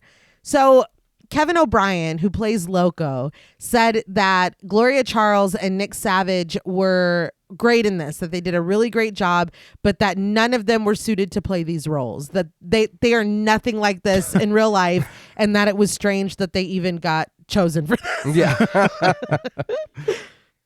But meanwhile, after glancing over at them, Fox peels open the Velcro of Shelley's wallet. Vera insists that she'll take the wallet, but Fox pulls out a condom from inside, asking if it's hers. Vera doesn't answer. Instead, she grabs for the wallet, but Fox pulls it back, asking if her mother ever taught her manners. If you want something, you ask. Nice. Shelley asks her to please be cool, only to be squeezed harder by Loco and Ali. Vera plays along, asking Fox, may I please have the wallet? But Fox corrects her. May I please have the wallet, ma'am? Vera repeats it, her words dripping with anger, and telling her that that's real nice, Fox hands the wallet over. Vera pays for their groceries, takes the bags, and walks out. And when Fox returns to Loco and Ali, they let Shelley go. Maybe I'm remembering this happening in more films than it actually did, but does it seem like the 80s really had a lot of motorcycle gangs in horror movies that were causing trouble? Yeah. Yes, and when we met this crew, I was like, what is happening? But Shelley scurries after Vera outside, whining that she didn't get the change back from the 20. I would have swung on him. It was $18.50 and we're being hassled by, and he's like, you didn't get the change? Yeah. You go get the fucking change. But when Vera glances back, Shelley asks nervously if they're following them, but she tells him no. Angrily, she hands him the keys, imploring that he drive because with the way she feels right now, she'd probably get them into an accident. Setting the bags in the car, Shelley vows that the next time they're in a situation like that, he'll know how to handle it. But let's just hope next time isn't too soon. Vera sighs in frustration as they both get into the car. As Shelley settles in behind the wheel, he stops and stares when Ali comes out of the convenience store. He cracks open a beer and looks around the parking lot casually until he locks eyes with Shelley. This moment is almost played like when Butch runs into Marcellus Wallace in Pulp Fiction. You knew they were in there. Yeah. He knew you were in the parking lot. Yeah. I don't know why this is so dramatic. But Shelley starts the car and puts it in reverse, running right into their motorcycles when he backs up. And Larry Zerner said that he actually did accidentally back into the bikes one time and that they were mad at him. Oh. But Ali throws his beer to the ground in anger. And when Shelley mutters, "Oh shit," Vera agrees, telling him to get out of there. Shelley peels away, but he stops when Ali steps in front of the car. He's taken off the large chain from around his neck and thrusts it out at them like a weapon. With the car stopped, he peers at Shelley through the windshield, but when his face breaks into a smile, Shelley smiles too, relieved. On what planet? He's like, whoo, Vera, everything's fine, actually. Yeah. He sucks, man. You really had me going. Yeah, he's good. This guy's good. This guy's real good. He got me. He's the prankster. Yeah. Where's your prank kit? He just has a metal chain. He doesn't see it coming when Ali uses the chain to punch through the windshield and come around Shelley's side and punch that window open as well. With Ali out of the way, Shelley peels off, leaving Ali to run to his bike to follow them. But to Vera's surprise, Shelley makes a U-turn. When she asks what he's doing, he tells her he went too far this time. He guns it right for Ali, and when he jumps out of the way, Shelley runs over his motorcycle instead before going back on the road. In the car, he rejoices, yelling out that he did it. And for the first time, Vera seems impressed, commending him and telling him that he did great. In the road behind them, Ali yells, promising them that he'll get them and they won't get away with this. I'm sure there's no repercussions for running over a biker's motorcycle. Oh, yeah. I'm sure you guys are fine. As I'm watching this, I'm like, man, they got to deal with Jason and bikers. God damn. What have you guys gotten yourselves into? Larry Zerner talked about the way that the end of the scene was written, but that they didn't get to film it, and he seemed a little disappointed that they didn't get to film it. So when they leave the parking lot, the bikers are following them on their bikes. Shelley reaches into the grocery bags and pulls out a bottle of champagne.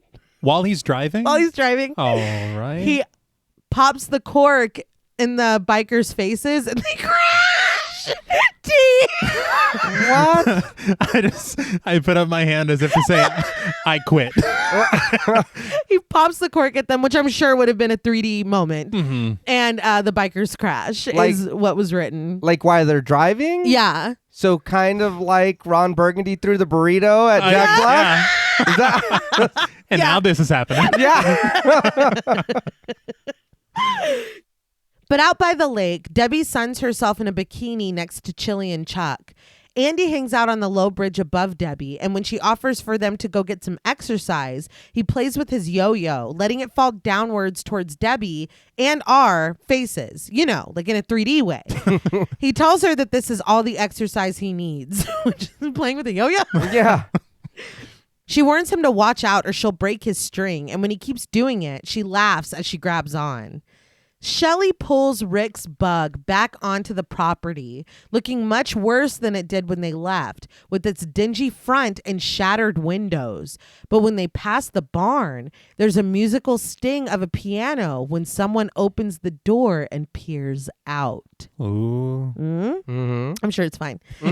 Chili and Chuck rush over to Vera and Shelley, asking with concern what happened to the windows. Shelley explains that there was a slight misunderstanding with the motorcycle gang, but Vera proudly adds that Shelley made them see the error of their ways. Rick and Chris come out, and when Rick rightfully asks what happened to his car, Vera answers that they're sorry, but it wasn't their fault. I was like, Yeah. What? Wow. We are no longer friends. No. Putting the keys back into Rick's hand with zero remorse, Shelley offers that after a few repairs, it'll be as good as new. Shelley and Vera head inside, leaving Rick to tell Chris that he's had it.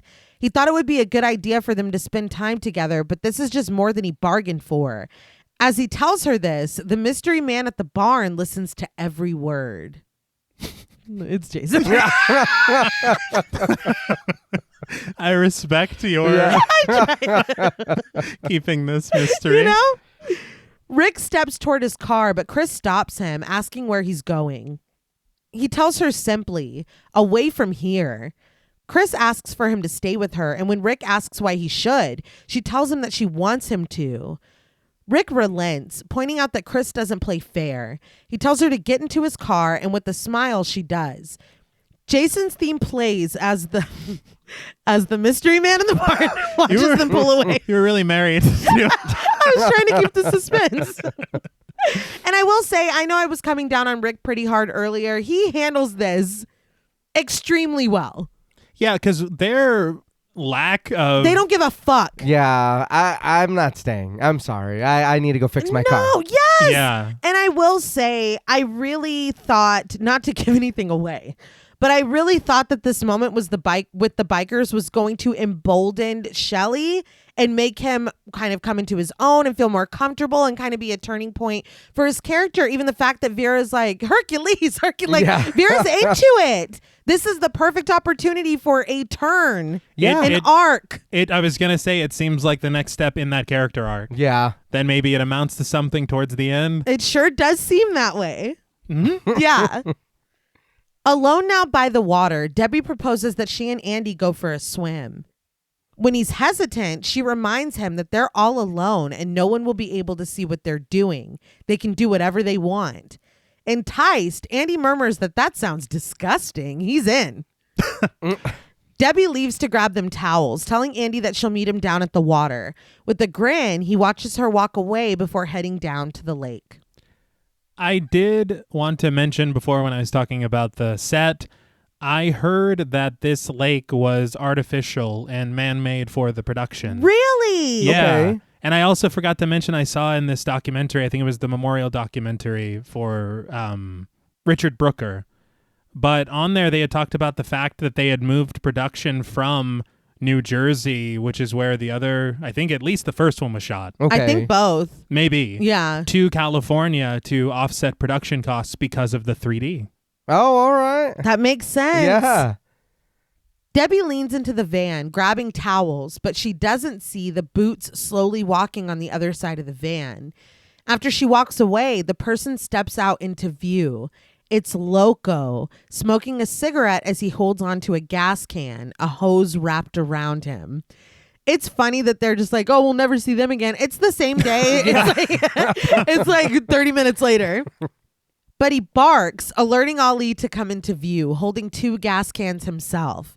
Ali opens the gas cap as Loco keeps watch, but Fox comes over, pleading with Ali that they shouldn't do this. But Loco reasons that they need to even the score. Ali promises her gently that no one's going to get hurt, then turns back to his work, sliding the hose into the gas tank. When Loco comes over to help, Ali grabs him, assures him that he knows what he's doing, and snatches the cigarette from Loco's lips, tossing it away. That is wild. No, yeah, we're right next to the gas. But wait a second. Wait. What do you mean even the score? You guys bothered them at the store. Well, I guess because he hit their, I don't know, he popped a cork in their face He or something. busted out the window. Yeah, the windows is even. That's true. That's true. And I very foolishly was like, oh, they're stealing their gas. So did I. That's what I thought. So did I. Me too. Hold on. Fox has wandered away, though, and when she spots the barn, she climbs the short fence, unbeknownst to the ominous score accompanying her movements. She slips inside the barn and closes the door behind her. Once inside, she wanders around, childishly knocking over a hay bale and using tools to bang on the walls like drums before abandoning them. Are they trying to keep a low profile or not? Yeah. I wasn't going to comment till later, but she makes a lot of fucking noise. Unabashedly. Yeah. Someone in a green shirt and jeans steps out behind her. It's Jason. We know. We know. I think I was really leaning into the dramatics on this. All right, Jason steps out in a green shirt and jeans, but when she turns to look, she doesn't see him.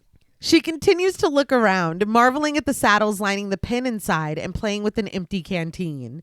She glances behind her once again before losing her footing and falling down into the hay covering the floor. She falls nearly eye to eye with a pitchfork, its tines lying in wait under the cover of hay. She's like, shit, before rising back up to her feet. Let's get out of here. Yeah. But this is a really cool moment for later. Yeah. Mm-hmm. She dusts off the hay before turning back the way she came and noticing a ladder leading up to the top. As she grabs onto it, hay rains down on her and she demands to know who's up there. When no one answers her, she climbs to see for herself. Back at the van, Ali hands over a can of the siphoned gas to Loco, instructing him to take it to the barn and start pouring. I was like, what? Yeah. I couldn't believe it. Yeah, that's not what I was expecting. No. Well, because he was like, no one's going to get hurt. Yeah. And Vera and Shelly are just off eating s'mores or whatever. Yeah. They're not even thinking about this. That was crazy earlier at the store, right? Anyway. But he also tells Loco to find Fox. Loco crouches as he hurries over to the barn, but he stops when he hears Fox go, woo! He looks up to see her playfully swinging from the rope that Rick was using to hoist the hay bales earlier. Again, what kind of profile are we keeping? It was this. I was like, you're screaming. You're supposed to be quiet. You're making noise. She was having a great time. Well, that's good for her, but they're going to catch us. Yeah. But in their defense, nobody does. Yeah. No. Oh, yeah. Well, and she did say in the documentary, too, that this was the scariest part of filming for her because she was afraid of heights. Oh, I'm sure. And so I was like, it would be exhilarating, but also horrifying because she said she had a harness under her, like super tight leather pants. And I was like, that would have been a lot. With the new cigarette in his mouth, Loco asks what the hell she's doing and tells her to get down. But Fox continues to swing, telling him that it feels good. Loco cautions that Ali's going to be pissed if he sees Fox screwing around. He reminds her that they've got shit to do. He looks down at the gas can, and when he looks back up, Fox is gone. The rope swings, lonely and unoccupied. Loco heads inside the barn, calling out for Fox and telling her to stop screwing around because she's messing everything up. When he can't find her, he finally climbs up the ladder, promising her that she's dead. Well, Yeah. Tense music reaches a crescendo as Loco looks out the window where Fox had just been swinging, oblivious to her body hanging from the rafters behind him. He turns to see her, suspended from the beams by a pitchfork, stabbed through her neck, its end pointing straight at us, like in a 3D way. We pan down her body all the way to her boots dangling in the air. Loco doesn't even have time to scream before Jason steps out of the shadows with another pitchfork and thrusts it right into Loco's gut. He falls to his knees, the filter of his cigarette stained red with his blood, as the handle of the pitchfork points accusingly at us, like in a 3D way. The cigarette finally falls from his lips as Loco slowly falls backward. We get one more shot of Fox's lifeless body before finding Ali outside. was it funny to anyone else that Loco felt his back? He's like, no, no, it's all the way through. That's the end of Loco. I had a good run. But see, too, He was trying to make sure, man. oh yeah, What Look, hope I'm is really there? good guy, right? It's 0%. But see, if she would have been making all that noise, now we're both dead. True. Yeah, that's true. She had said in the documentary, too, that it was a real pitchfork that just had the two middle tines removed. Oh, that's... I know. Yeah. I know. Ali holds the other two gas cans, demanding in a hushed tone to be let into the barn. When no one opens the door for him, he opens it for himself. Inside, when he doesn't see Loco or Fox, he demands to know what they're doing up there, admonishing them when they don't answer. He heads to the ladder, but when he looks up, Loco's body rolls down at him.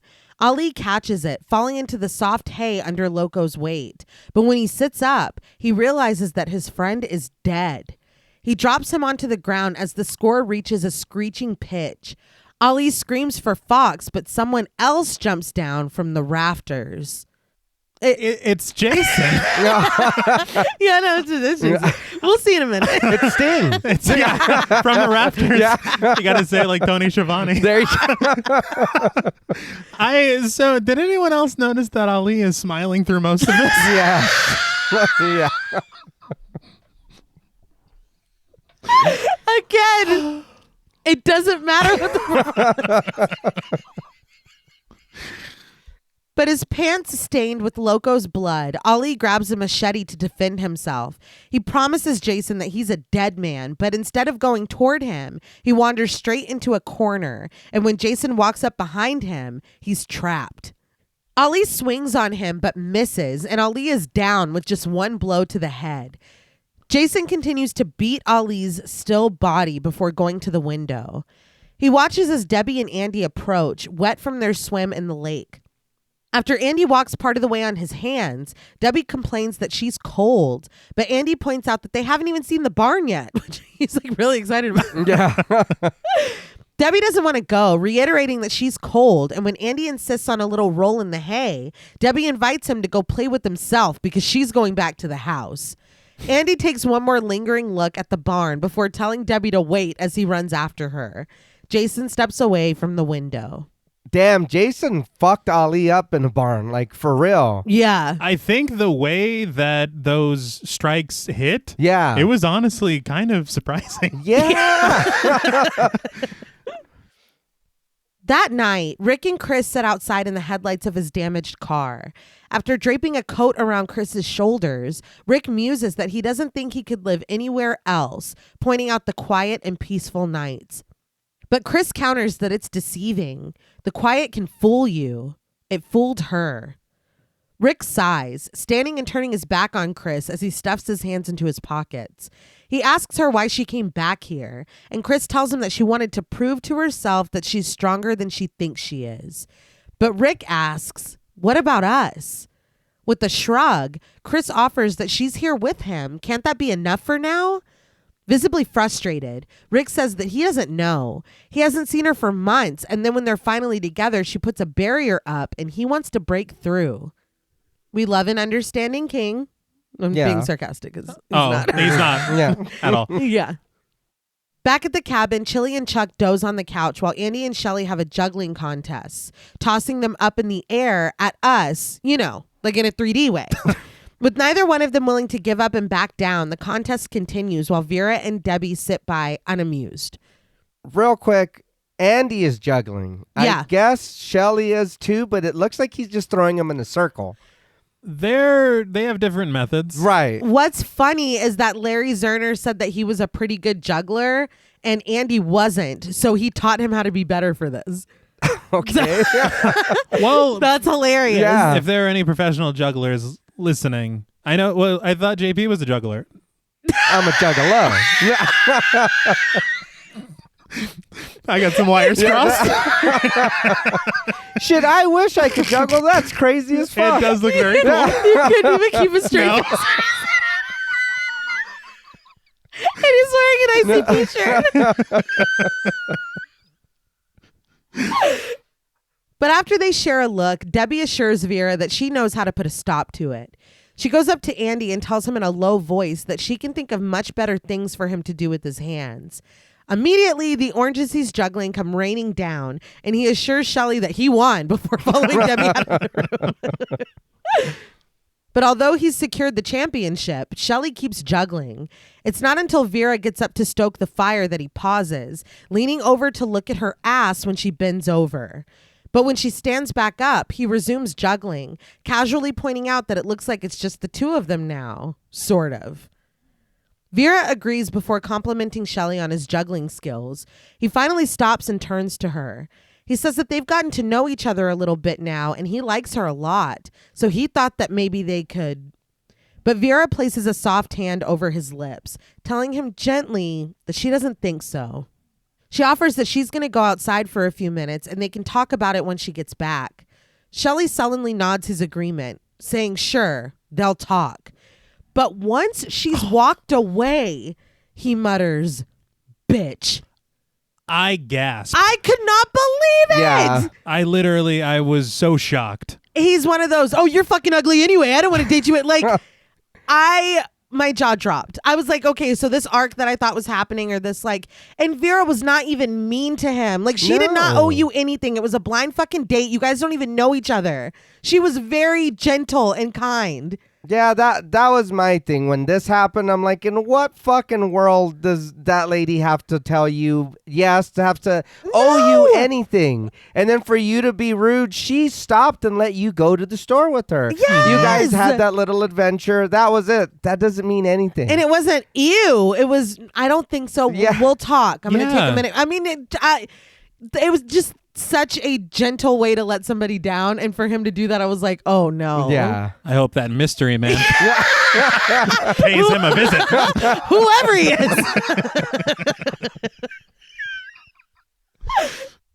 But Vera walks out onto the porch and a tense score begins as she leans on the railing, looking out at the trees. Shelley watches her from the window, but when she steps out of view, he turns his back, tending to the fire. Once our gaze is averted, someone lumbers by. Shelley nudges the fire into the flames, and as we press in behind him, he turns to look at us. But in their room, Debbie and Andy set up the hammock. Getting undressed, Andy asks how they do it. Debbie offers that first they take off their clothes, then he gets on top of her, she can get on top of him. Andy assures her that he knows how to do it, but how do they do it in a hammock? So Debbie's hilarious. She is. Yes. Like we were talking, gets all the... Yeah, she's got the good line. She really Yeah. does. But Andy crawls inside the hammock, pulling the blankets up, and as Debbie takes her top off, she reasons that she's sure he can figure something out. Andy agrees with her, and as she slips into the hammock, they begin to kiss. I will say, even though we don't get a lot of it, I do like the relationship between these two.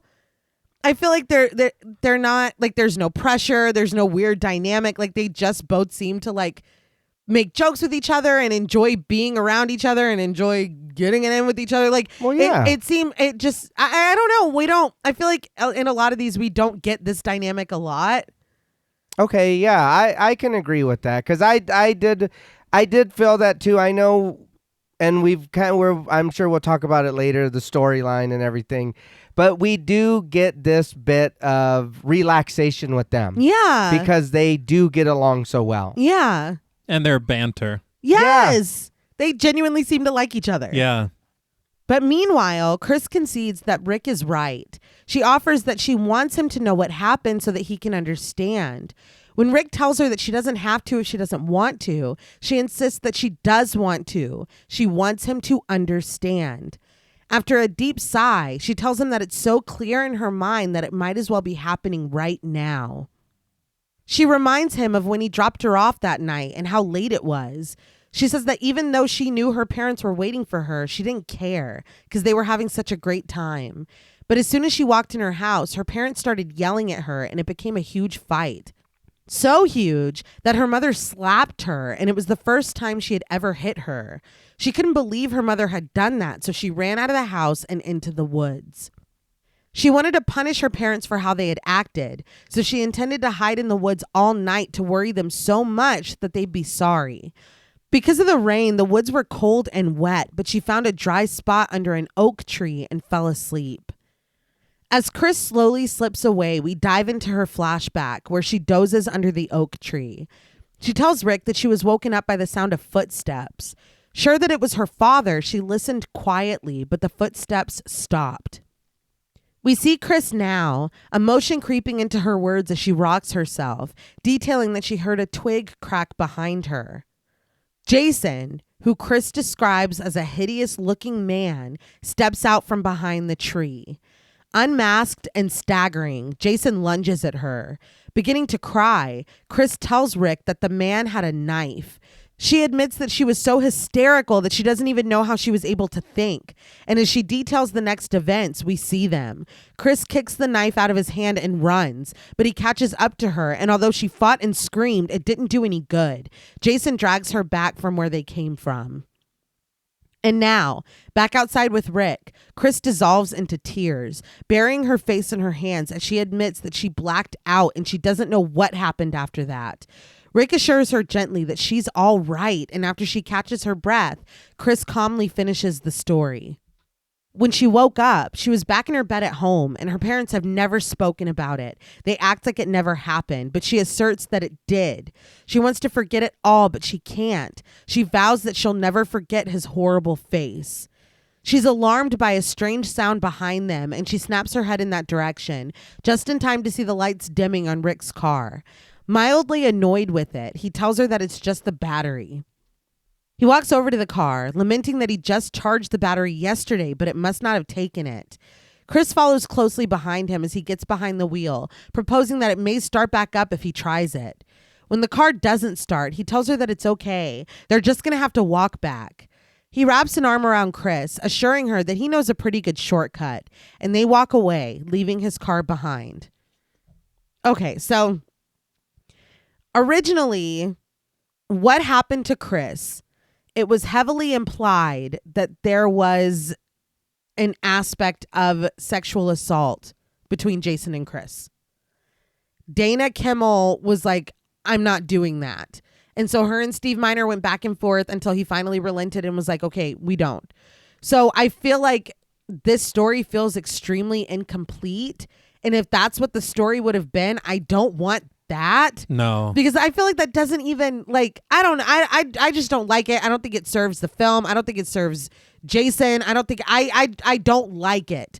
But I would have loved anything more than just, I ran, I blacked out, I woke up in my bed. I feel like make her a camp counselor, make her sister a camp counselor, you know what I mean? I don't know, some connection to this thing that Jason is so, you know, he's got beef, and I get the beef, but this story, it doesn't really, it feels unfinished, and because it is, but I don't want that finished one either. No, they could have done a ton of different things. Yeah. I really like the idea of her being a former camp counselor. Yeah. Or even if she had been witness to what Jason did at some point. Yeah. Okay. I know that it can't really work for this one because this is the first time that he's returned is 2. Right. Yeah. But if she had maybe seen some of the murders from the first one. Yeah. And she's like, I was younger and I don't know if I thought I saw what I saw. It scarred me for life and I need to go back there and see if anything. It's just, it's not enough of a motivation for me, especially for her to come back here. Yeah. When this isn't something that you thought you saw. This isn't a legend. This isn't something that happened to your friend's cousin's uncle's brother. This happened to you here in these woods when you were living in this house. Yeah. It's just weird. Even I agree. I don't like that story at all. No. This too, it does. I know we mentioned this, or I did a minute ago about the storyline. You can even have it as flimsy as I was supposed to come to camp that summer. It happened. Yeah. But I didn't show up, or I got sick, and I heard the stories, and just give us something else besides, like you said, I came in the woods, I got scared by a giant person. I blacked out and woke up at home. Yeah. That was it. And what have we ever seen of Jason that he would carry her I don't know. home, break into her parents' house, find her room? You know, but it's just weird. What would make way more sense is if this maybe doesn't take place after. First of all, I really like what you had said. Oh, thank you. I think that's really good. I think another thing that would work is if they maybe space this out a little bit to where it's not the next fucking day. Yeah, it's Okay, Saturday the 14th. okay. It's literally Saturday the 14th. Yeah. But if it's not, and maybe, was it Higgins Haven? Yeah. Higgins Haven, they're going to turn into the new Camp Crystal Lake. Okay. She got her parents' property maybe in inheritance or maybe in just she was told to do something with it. Yeah. And they're turning this into the new Camp Crystal Lake, and that's why they're all here. If we're not going to delve into anything at all with this story at all, why even have it? Yeah, no, I completely agree. It's like kind of, I don't know. I don't want to say lazy, but it kind of feels that way. And honestly, the original story they had is kind of lazy too, to me. No, it is. I just don't like it. And I feel like we've really been, kind of like alluding to this story the whole film. Well, he doesn't know what happened. Well, it's not going to happen again. Well, we're here. We're all safe. Well, I just got to face what happened, and I need him to understand what happened. Like, we've been talking about this with Chris the whole fucking movie. This is really her whole character. Yeah. For this? I don't know. I mean, I guess. We're here. We had to get here. Yeah, technically. Yeah, we had to get We here. did. And again, I'm sorry. Like you were saying, I think T earlier about Abel in the road. Yeah. This is what you've been through here. And this man is like, here's a fucking eyeball. I already saw bodies. You saw bodies being loaded up from the store up the street. Mm-hmm. It's probably fine. Yeah. But it doesn't make any sense.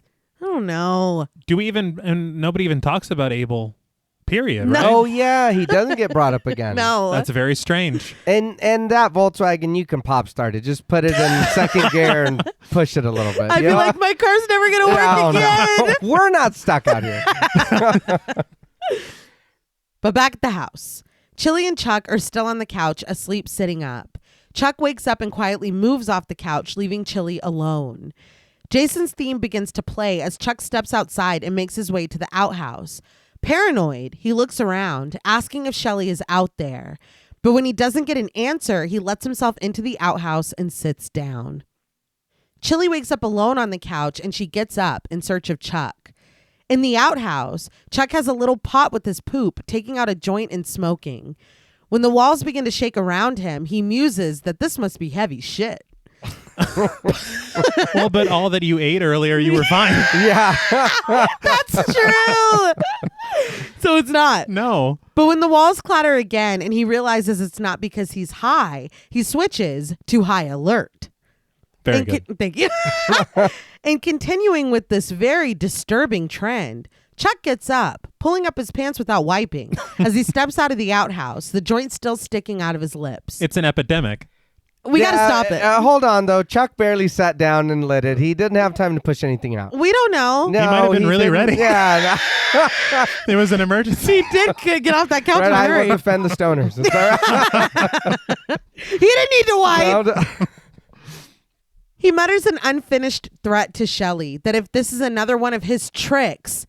But his quick search around the outhouse comes to an end when through the leaves of a tree, he sees someone slipping into the barn. He gets the shit scared out of him when Chili walks up. She apologizes for startling him as she takes the joint from his mouth and puts it in her own. As she smokes, Chuck confesses that between her and Shelly, he's apt to have a heart attack. Chili asks what Shelly's done now, and Chuck says that he just saw him go into the barn. Suddenly inspired, Chili proposes that they go and give him a taste of his own medicine, and although Chuck starts to protest, he follows her. They step inside the quiet barn, and when they don't immediately see Shelly, Chuck reasons that they should go back. Chili shushes him, and he follows her into the pen, offering that maybe it wasn't Shelly that he saw. But when the other door to the pen swings open and clatters against it, they pop out.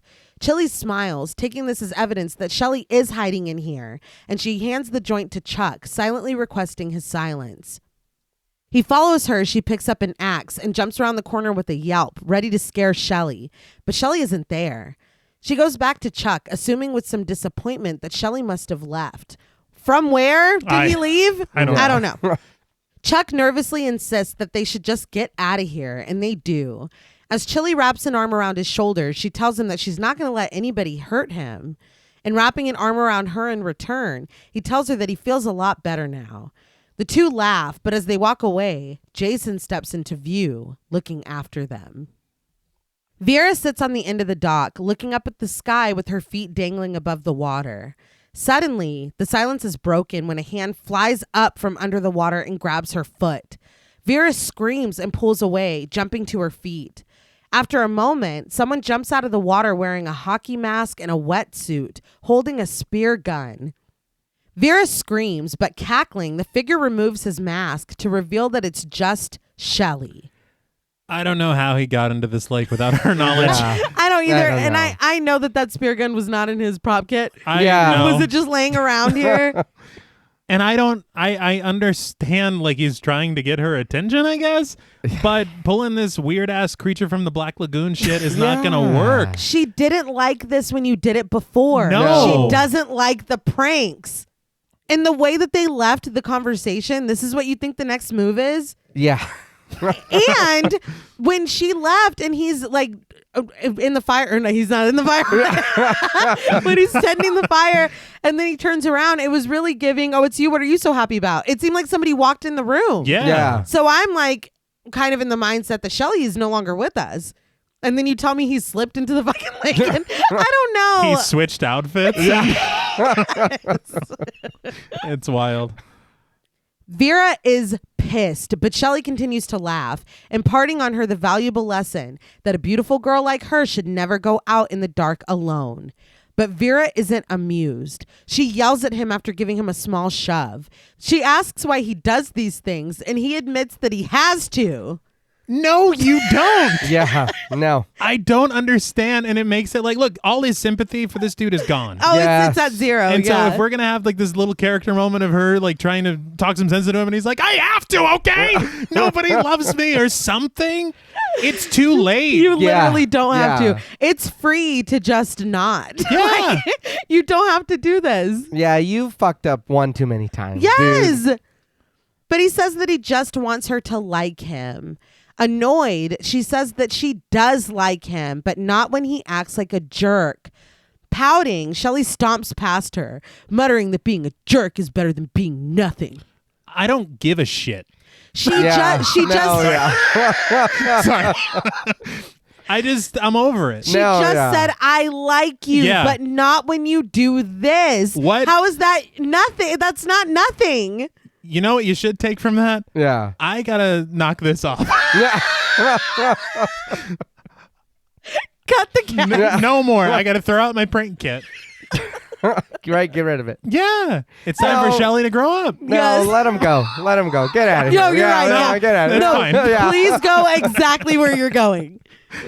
Vera reminds him that she never said he was nothing, but Shelly responds that she didn't have to. He can tell.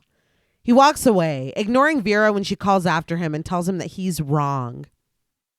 He goes to the porch where he sits alone on the swing, and when he looks back at Vera, she's settling back down at the end of the dock where she had been before Shelly broke her peace. But he hears a rustling sound coming from the direction of the barn, and he gets up to investigate, still holding onto his spear gun and hockey mask. Vera stares down at the water, oblivious to everything. Shelly walks alone to the barn where he peeks up into one of the windows. He calls out for Chuck and Chili, asking what they're doing in there, but no one answers him. He climbs over the small fence, his feet crunching in the hay as he makes his way inside. I gotta say, if you think that Chuck and Chili are in that dark barn alone, leave them the fuck alone. They're not doing anything that you need to witness or be concerned about. To that credit, I forgot that he says this. In the barn, Shelly looks around eagerly, asking if Chuck and Chili are in here doing something that he shouldn't see. You need to leave, dude. I- That. You need to leave. Well, again, you're right. If we're all here, I'm sorry that you can't get along with the date that we helped set you up with. Yeah. You're acting a fool on your own. Yes. Please don't come and disturb us. They really could have had a pretty sympathetic character with Yeah, Shelly. and Yeah. they ruined it. Yeah. I also feel like this is right on the heels of him being like, I have to. If I'm joking, I'm somebody. I'm not nobody. And then now he's like, you guys fucking in here? It's like, come on, man. It's like that was 30 seconds ago. You don't learn. No. But he turns on the light and closes the door of the barn behind him. But when he turns back around, he's startled by a cobwebbed animal head falling from the rafters right in front of him, knocking dust into the air. I thought that was a trap that he set up. Jason. No. Oh. Like, I thought Shelly was setting up like little prank traps or shit. You know, he's like, oh, I forgot about that one. Yeah, no, I wouldn't put it past him. Yeah. But he just like, he gets over it quickly, pulling it down and tossing it to the ground. And I'm like, you're not concerned about that? Yeah. That's horrifying. But at the dock, Vera remembers that she's still got Shelly's wallet. She peels it open and looks inside at a photo of Shelly and presumably his mother. This elicits a small smile from her, but when she hears a twig snap behind her, it falls from her face. She stands up, accidentally dropping Shelly's wallet into the water. She muses sarcastically that that's just great, and when she reaches for it, it's out of her grasp. Instead, she goes to the shore where it floats nearby. After a moment of consideration, she takes off her shoes before wading into the water to retrieve it. Piano begins to play as someone steps into view wearing Shelley's hockey mask and holding his spear. When she sees him, Vera apologizes for dropping his wallet but holds it up, showing him that she got it back. When Jason steps into the light, she sees clearly that it's not Shelley. She asks who he is, and when he points the spear in her direction, she tells him that that's not funny. But Jason isn't trying to be funny.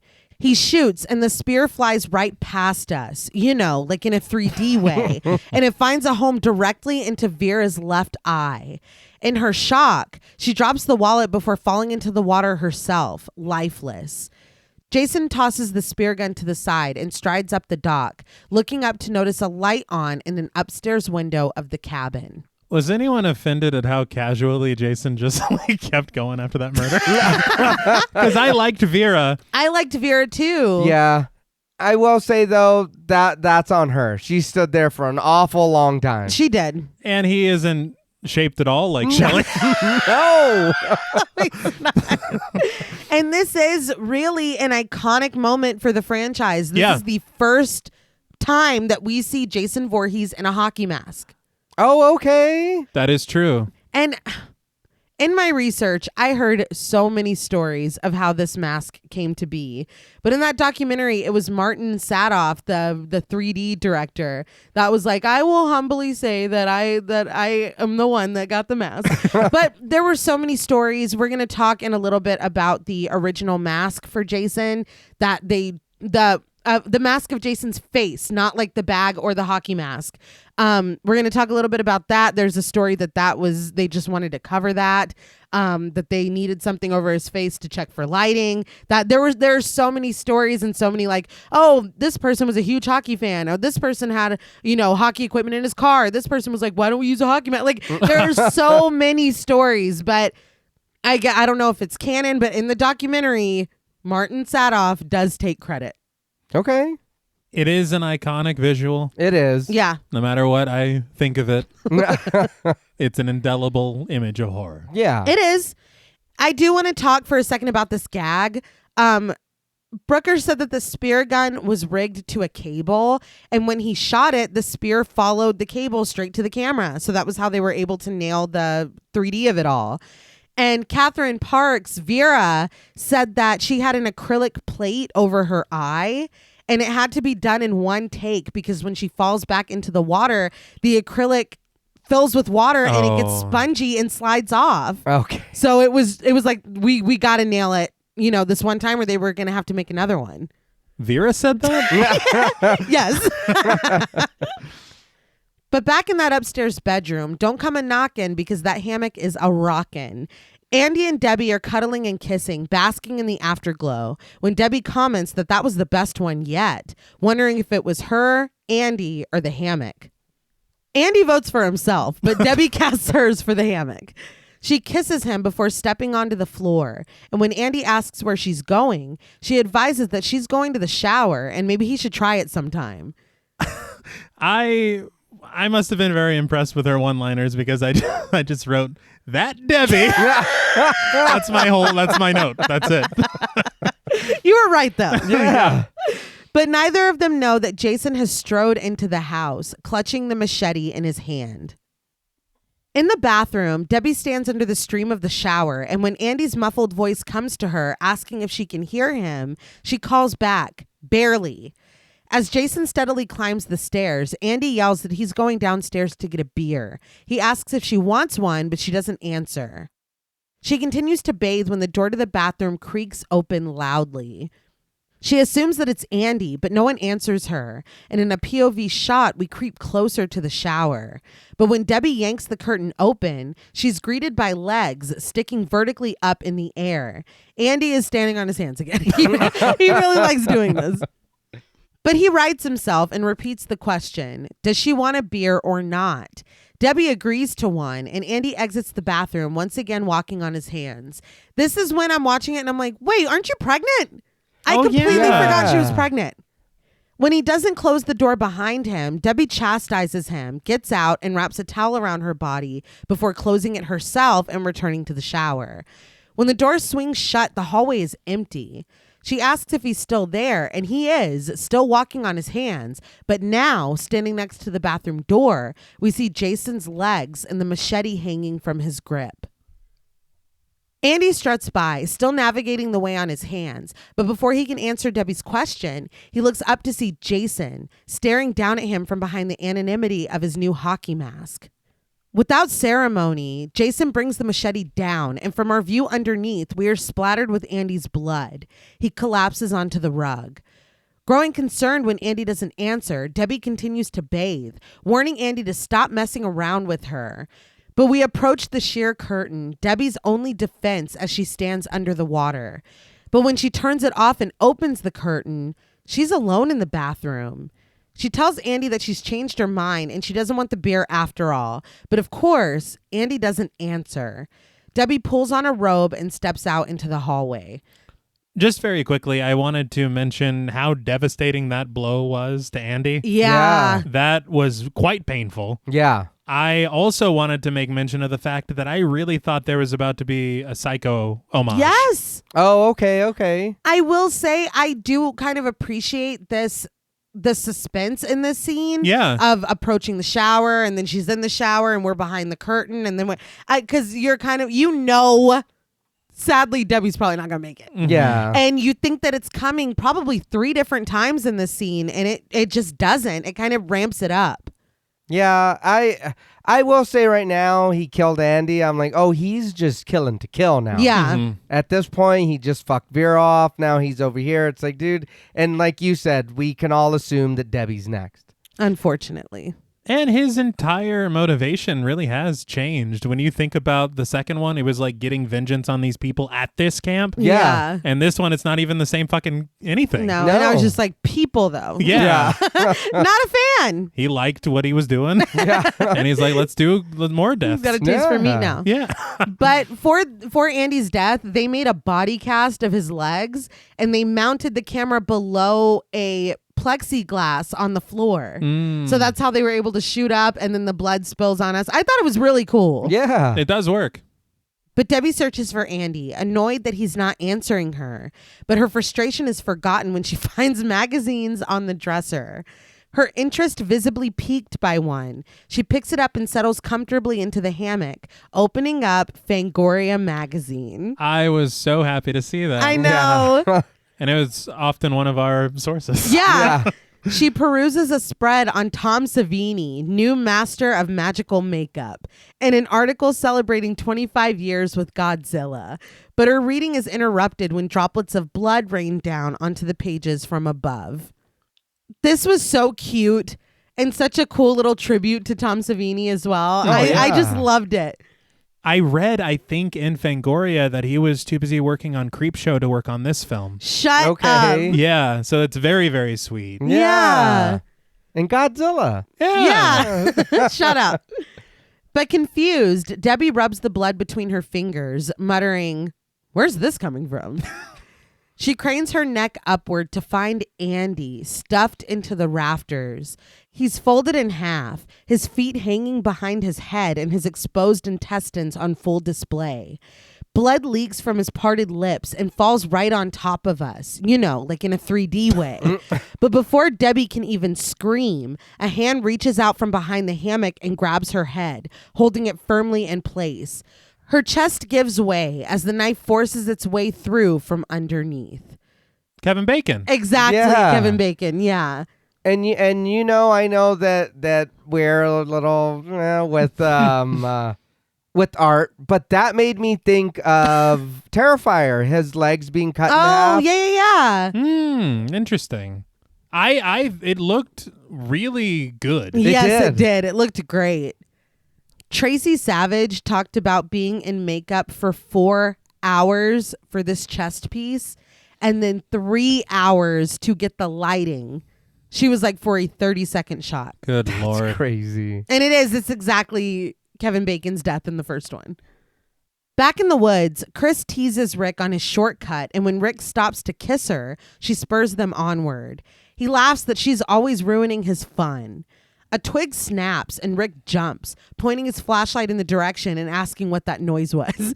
It's funny to me because Chris was just talking about how scared she was, and you're walking her back home and he's like, what the fuck was that? But Chris proposes that they should just get home, and they continue forward. Back at the house, Chuck is having the time of his life making popcorn on the stove. We look down at it and it pops up at us, like in a 3D way. And Chuck catches as many flying pieces as he can in his mouth. Chili comes in, holding a lantern, questioning if she heard him scream. But Chuck says no, it was probably just Debbie having an orgasm. It's like, okay. He asks her why she doesn't scream when they have sex, and she implores him to give her something to scream about. She turns around and lets loose a scream, and when Chuck is concerned, she tells him with a grin that she was just practicing. He tells her firmly to not do that. And ouch. Yeah. She's like, could you try a little? Shining a flashlight in his face before handing it over, she tasks him with going downstairs to check the fuse box. When he laments that he has to be the one to do it, in the dark, alone, she tells him, be a man. Chili smiles, salting the popcorn as Chuck reluctantly heads to the basement. Did I miss when the lights went out? No. Okay. We all did? Yeah, because I don't remember that. Now the crabs have machine guns. Sure. Okay. Chuck has to go outside to a shed to go downstairs into the basement. He assures himself that there is nothing to be afraid of, even if it is dark. A cobwebbed bulb swings from the ceiling, completely dark, and Chuck just repeats to himself, moving slowly and focusing the beam of his flashlight, that there is nothing to be afraid of. When he steps off the stairs, we see that Chuck is barefoot and the floor of the basement is puddled with dingy water. Listen, I'm a barefoot queen in my house. You going outside and fucking going down into the... I was appalled. Yeah, there's just some sandals, some shoes, some anything. Anything. Don't walk down there barefooted. You don't know what the hell's on that floor. At all. You saw Fox fell in the damn barn and almost got her eyes poked out by a pitchfork. Mm-hmm. These people they're not tidying up. Jason's theme begins to play and Chuck swings the flashlight around, paranoid.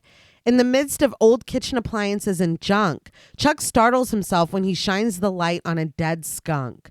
But when the beam finds a calendar featuring a drawn pinup girl, he chuckles to himself. He's like, no, it's all right. Everything's fine. That's a sign. Yeah.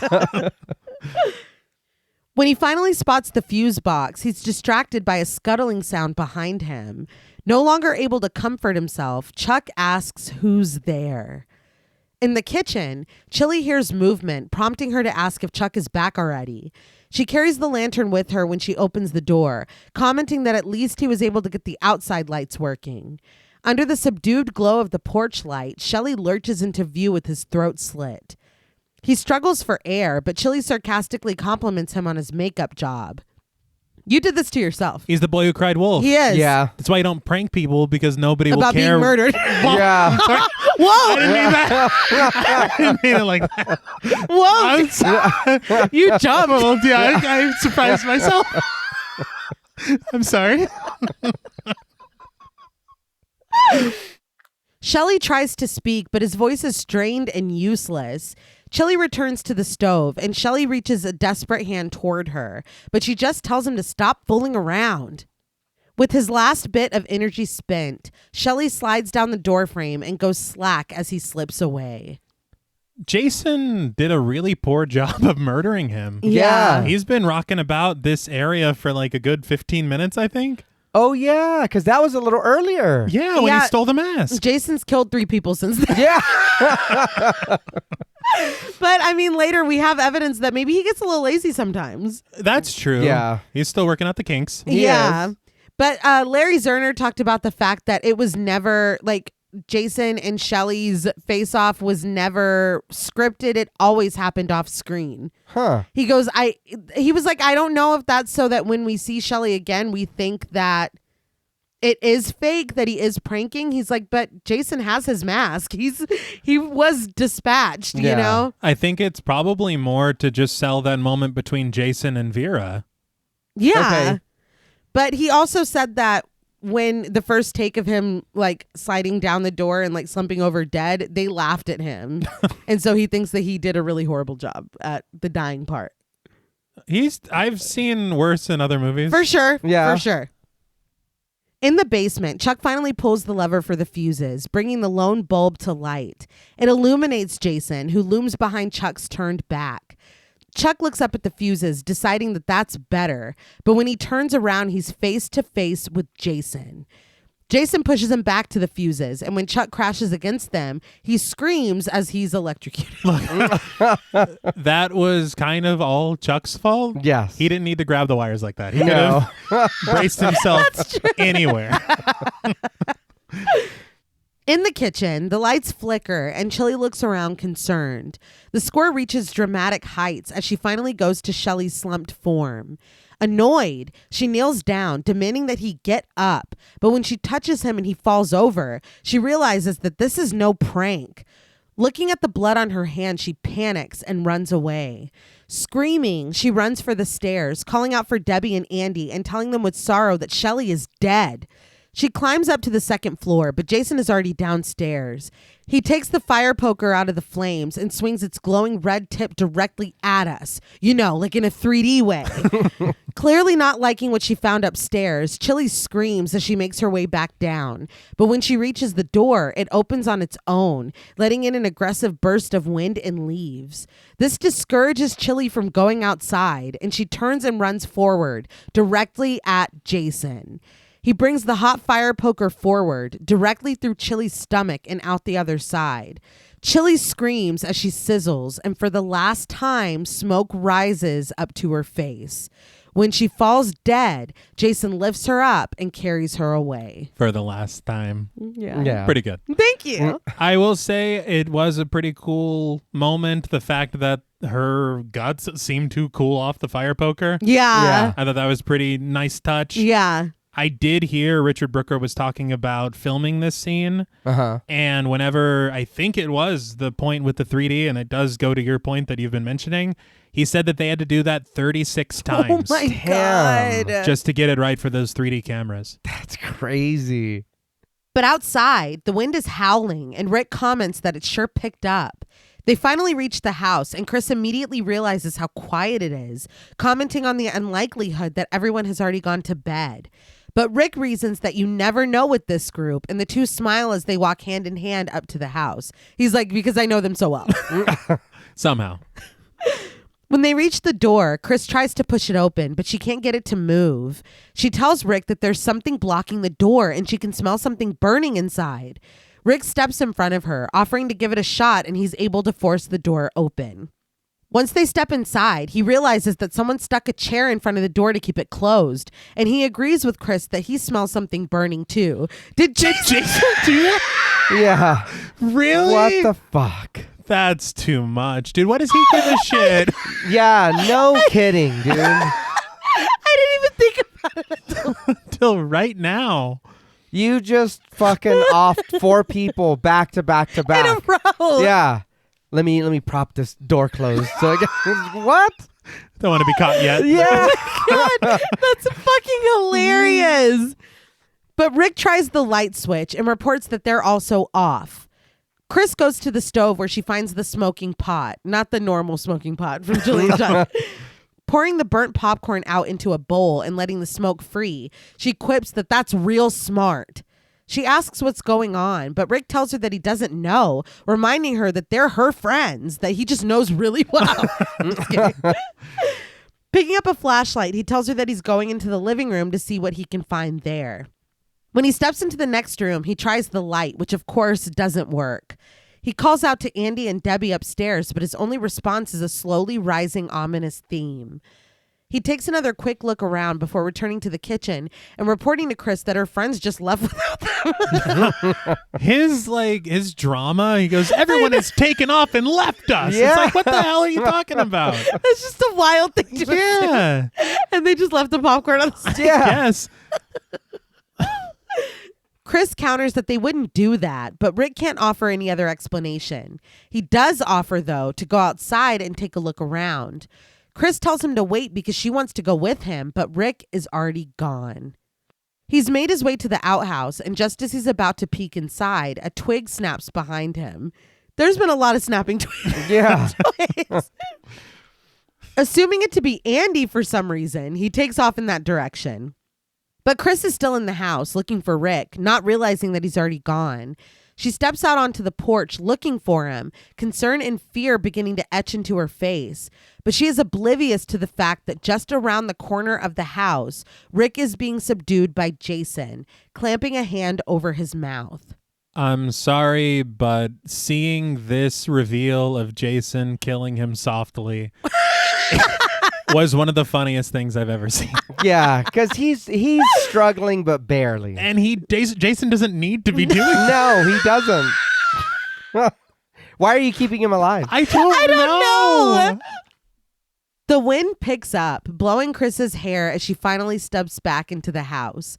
But meanwhile, Jason is gripping the sides of Rick's head. He grips so hard that he's able to lift him off of his feet. We travel from Rick's flailing feet to his face, and as Jason applies an impossible amount of pressure, Rick's head gives way and his eyeball pops straight out at us, like in a 3D way. We travel back down to Rick's feet, which go limp and motionless before Jason tosses him aside. I expected... Look, I understand this is a very iconic kill in the franchise. Yeah. Yes, I just expected more from the character Rick. me too. Okay.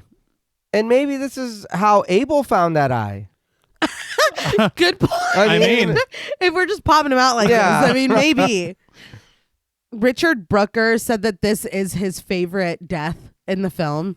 He said that it was very technically difficult, though, and they had to make 2 different heads with a string on the eyeball to pull directly, again, toward the camera. They utilized a lot of cables and wires and stuff like that, but it does work. It gets the job done. It does work. I wonder very sincerely and seriously if through the 3D effect we don't see these wires. Because I see every wire for every one of these things. Yeah, I don't know. I wonder if it's something they just didn't account for. I would love if we had the opportunity to see this in 3D. Maybe one day. But yeah, that's a really good that's a good point. I never thought about that either. But Chris walks past the stairs and is startled when something drips onto her head. She wonders aloud where that's coming from. Why is this everyone's reaction to dripping blood? But she ascends the stairs to find out. As she goes, she warns that she doesn't know what kind of game everyone is playing, but she doesn't like it. Approaching her old childhood bedroom, she calls out for Debbie again, asking if she and Andy are in there. But when she stands outside the bathroom door, her shoes are met with standing water. She gets closer and knocks, lamenting the water flowing out from under the door. And annoyed, Chris is like, you guys are wrecking the house. For real. This is such a small reaction to this. But she lets herself into the bathroom where she finds the shower curtain drawn, but water pouring out from the side of the bathtub. Confused, Chris approaches the tub slowly and carefully pulls the curtain open. Inside the overfilled tub are clothes, stained red with blood. Once Chris inspects a cloth, it's enough evidence for her to run, screaming for Rick. She races down the stairs and runs outside, yelling in vain again for Rick. The wind rages around her as she slows her run to a walk. I just want to call out once again, the music is working overtime. Yes! I love the sound of it. I love the drama and tension of it. It's great. And even the sound design with the sound of the wind outside. Yeah. It's great. But Chris has got her eyes set on the barn, and she crosses the yard toward it. But when she comes to a tree, right on cue somehow, the bloody body of Loco swings down, suspended upside down by rope. Chris screams and runs directly back into the house. Didn't that remind you of Halloween? Absolutely. I was like, this is a bit playful. Yeah. Yeah. But Chris slams the door behind her and screams again for Rick. The slamming of a window in the wind brings her out of her panic, and she rushes to it to lock it. But when she does, the door blows open again. She locks it and slides a lamp in front of it. But now another window is banging open, and she locks that one too. The score mounts, growing more chaotic as Chris sobs, begging for Rick to help her. She cowers in the corner, but just as she steps out and is about to walk past another set of windows, something is thrown, crashing through and landing on the floor. It's Rick, bloody and dead, which is like wild of Jason to just toss him in through the window. Well, she was calling for him. She got him. Was that the second floor? No, I don't think so. Okay, I'm like, how the fuck? Yeah, I was going to say, goddamn. Give up. You're done. Yeah. I was Just lay down. Yeah, Jason is OP. It's done. Chris runs to him and joins him on the floor, shaking him and screaming his name, but it's no use. She turns in time to see Jason, wielding his axe and donning his hockey mask as he approaches the broken window and leans in. Chris screams, but finally abandons Rick's body, running upstairs. Jason quickly follows behind her and stands at the bottom of the spiral staircase, but Chris pulls down a huge bookshelf from the second floor. It topples over, landing on the railing, but spilling all the books down on Jason's head. With them momentarily distracted, Chris tries to find somewhere to hide. It did make me chuckle a little bit because Jason takes a knee from getting hit by these books. Well, yeah, he does. In that documentary, Richard Brooker goes, "Those books hurt like hell." Oh, so they didn't like... I guess. Jesus, Yeah. dude. I guess. I thought that was a character choice. I didn't realize that this poor man Yeah. like, give me a second. When they said the one take, they weren't playing. No. Shit. And so I'm like, they really fucking did that? Like, That's yeah. wild. He was like, that fucking hurt. I bet. Yeah. Chris loudly slams one door, but creeps quietly to another, locking herself in the closet at the end of the hall. Very smart. After peering through the keyhole into the empty hallway, Chris quietly tries to find a spot to hide amongst the clothes and blankets. But when she pulls them aside, she finds Debbie. Still wearing her robe, her blood has dried, caking her mouth and neck as she stares sightlessly. Chris screams, abandoning the whole quiet thing, and tries to catch Debbie as she falls, but her body clatters onto the floor. Realizing she's just given her position away, Chris clamps a hand over her mouth. But it's too late. When she looks out the keyhole again, Jason is already lumbering down the hall towards her. She flings herself back from the door and stares at it in fear. It rattles in its frame as Jason tries the knob, and when it doesn't open, he bangs it with a frustrated fist, which did make me laugh. But it doesn't take him long to move to plan B, making like Jack Torrance and axing the door a question. Here's Jason. Take a shot. Take another shot. Chris cowers and screams as the axe swings through the wood, but her eyes fall to Debbie's body on the floor and the knife still embedded deep within her back. Chris grips the handle and pulls it out, and when Jason thrusts his hand into the new hole in the door, she stabs it.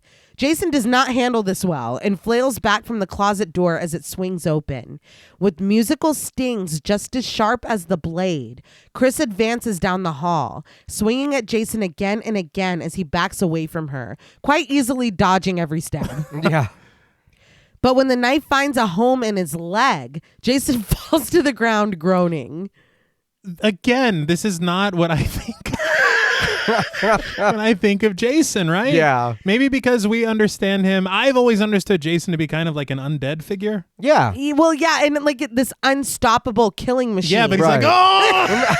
Well, he got stabbed above the knee. Oh. Yeah, that's going to hurt. Yeah. But you're right. He's supposed to be this big brute, deadite, quote unquote. Right. But yeah, why is he hurting? He's like the tank. Yeah. Yeah. I thought. Yeah, he doesn't, even when he got stabbed in the hand, he was like, oh! As he cradles his wounded leg, Chris makes a run for it. But when she tries to push a door open, it doesn't budge. She throws her weight against it again and again, giving Jason enough time to pull the knife out of his leg. Chris finally gets the door to move, but still stops and takes a look at Jason, who takes the opportunity to throw the knife right at us, you know, like in a 3D way. But Chris is able to run into the next room, leaving it to embed itself into the wall. Chris screams as she races into the room, and as Jason still sits in the hall trying to get his mind right, she climbs onto the bed with the chair, shattering the glass of the window. She's able to climb out, but before she can drop down, Jason appears in the window, grabbing onto her jacket. Chris struggles against him, hitting his arms with her fists when the collar of the jacket finally gives way, ripping and freeing her as she falls to the ground below. She peeks through the window as Jason walks downstairs once again in search of her. Flattening herself against the wall next to the door, Chris arms herself with a big piece of wood and waits for Jason to come outside. He does.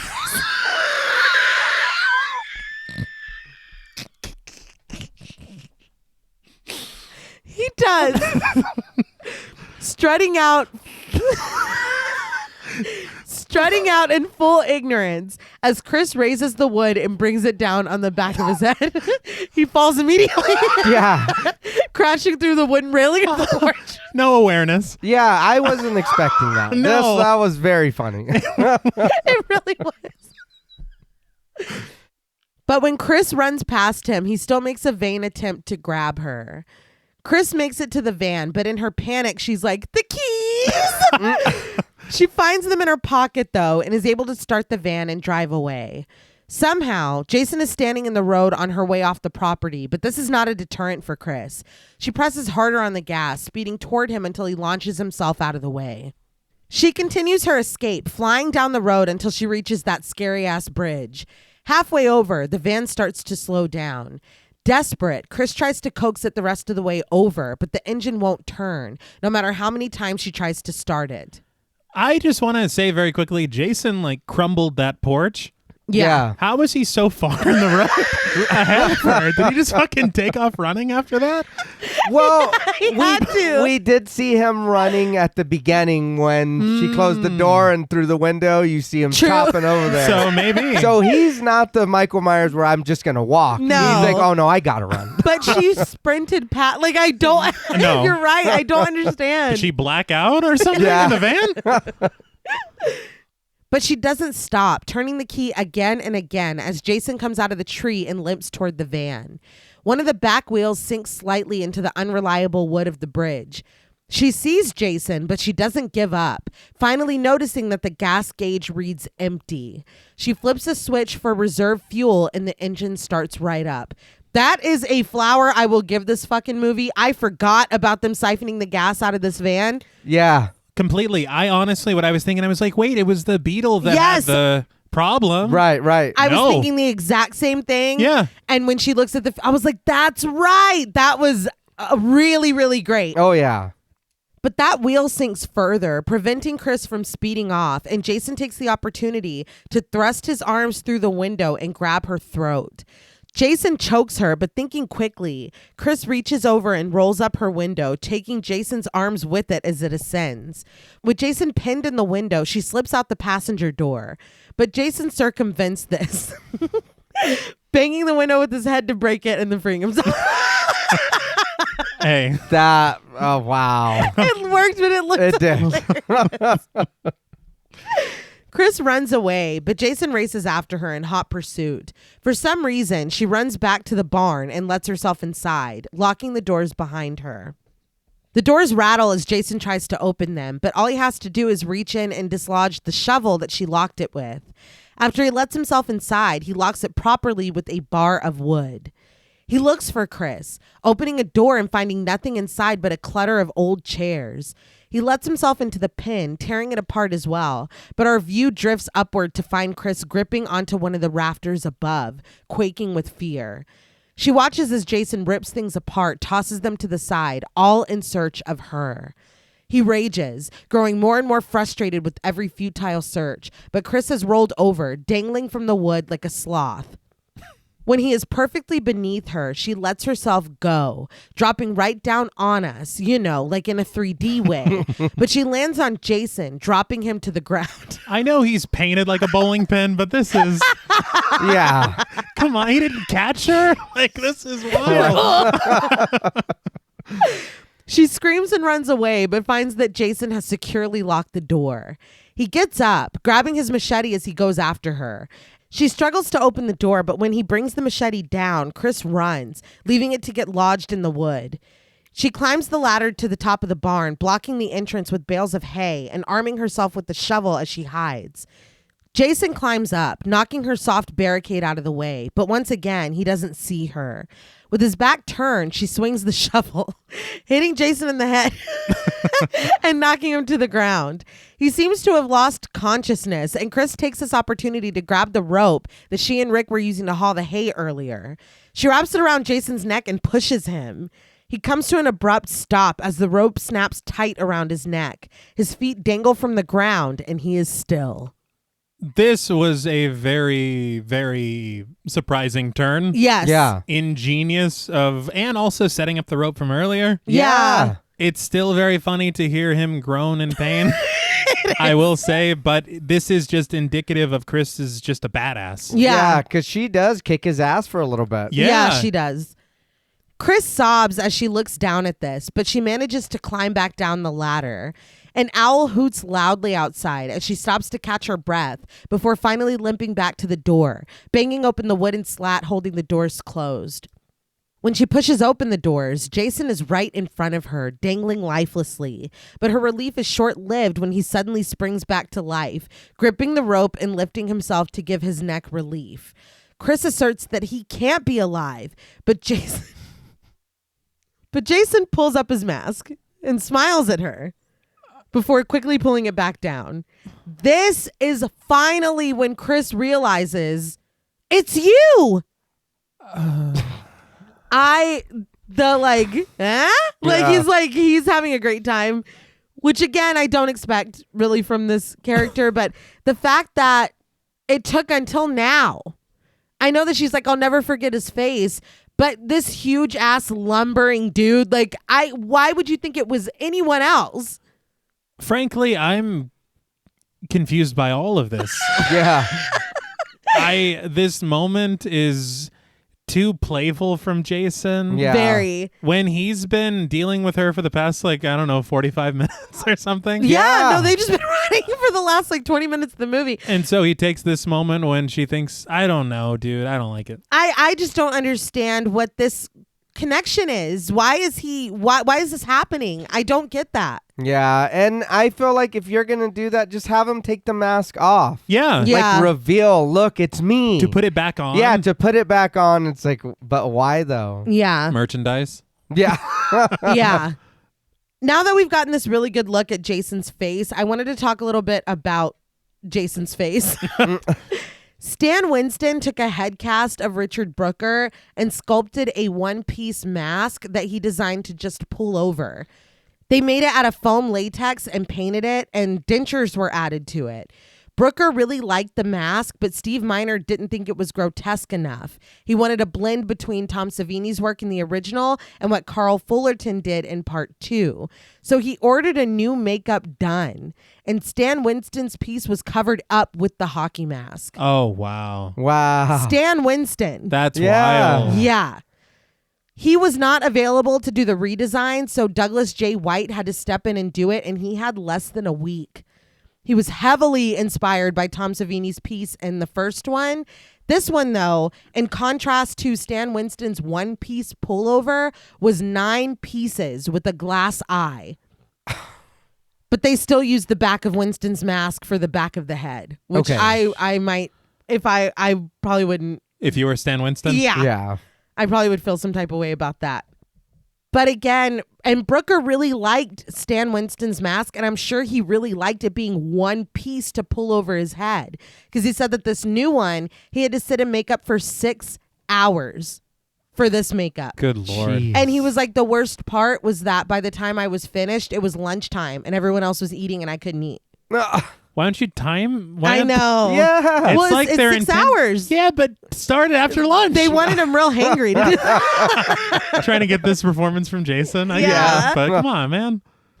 But Chris is hysterical. She backs away from Jason as he hops down from the rope, advancing on her menacingly with his machete. But just as hope is lost and Chris has given up the fight, Ali appears, rushing him and grabbing Jason from behind. But the rescue is deterred when Jason just turns and slices Ali's hand clean off.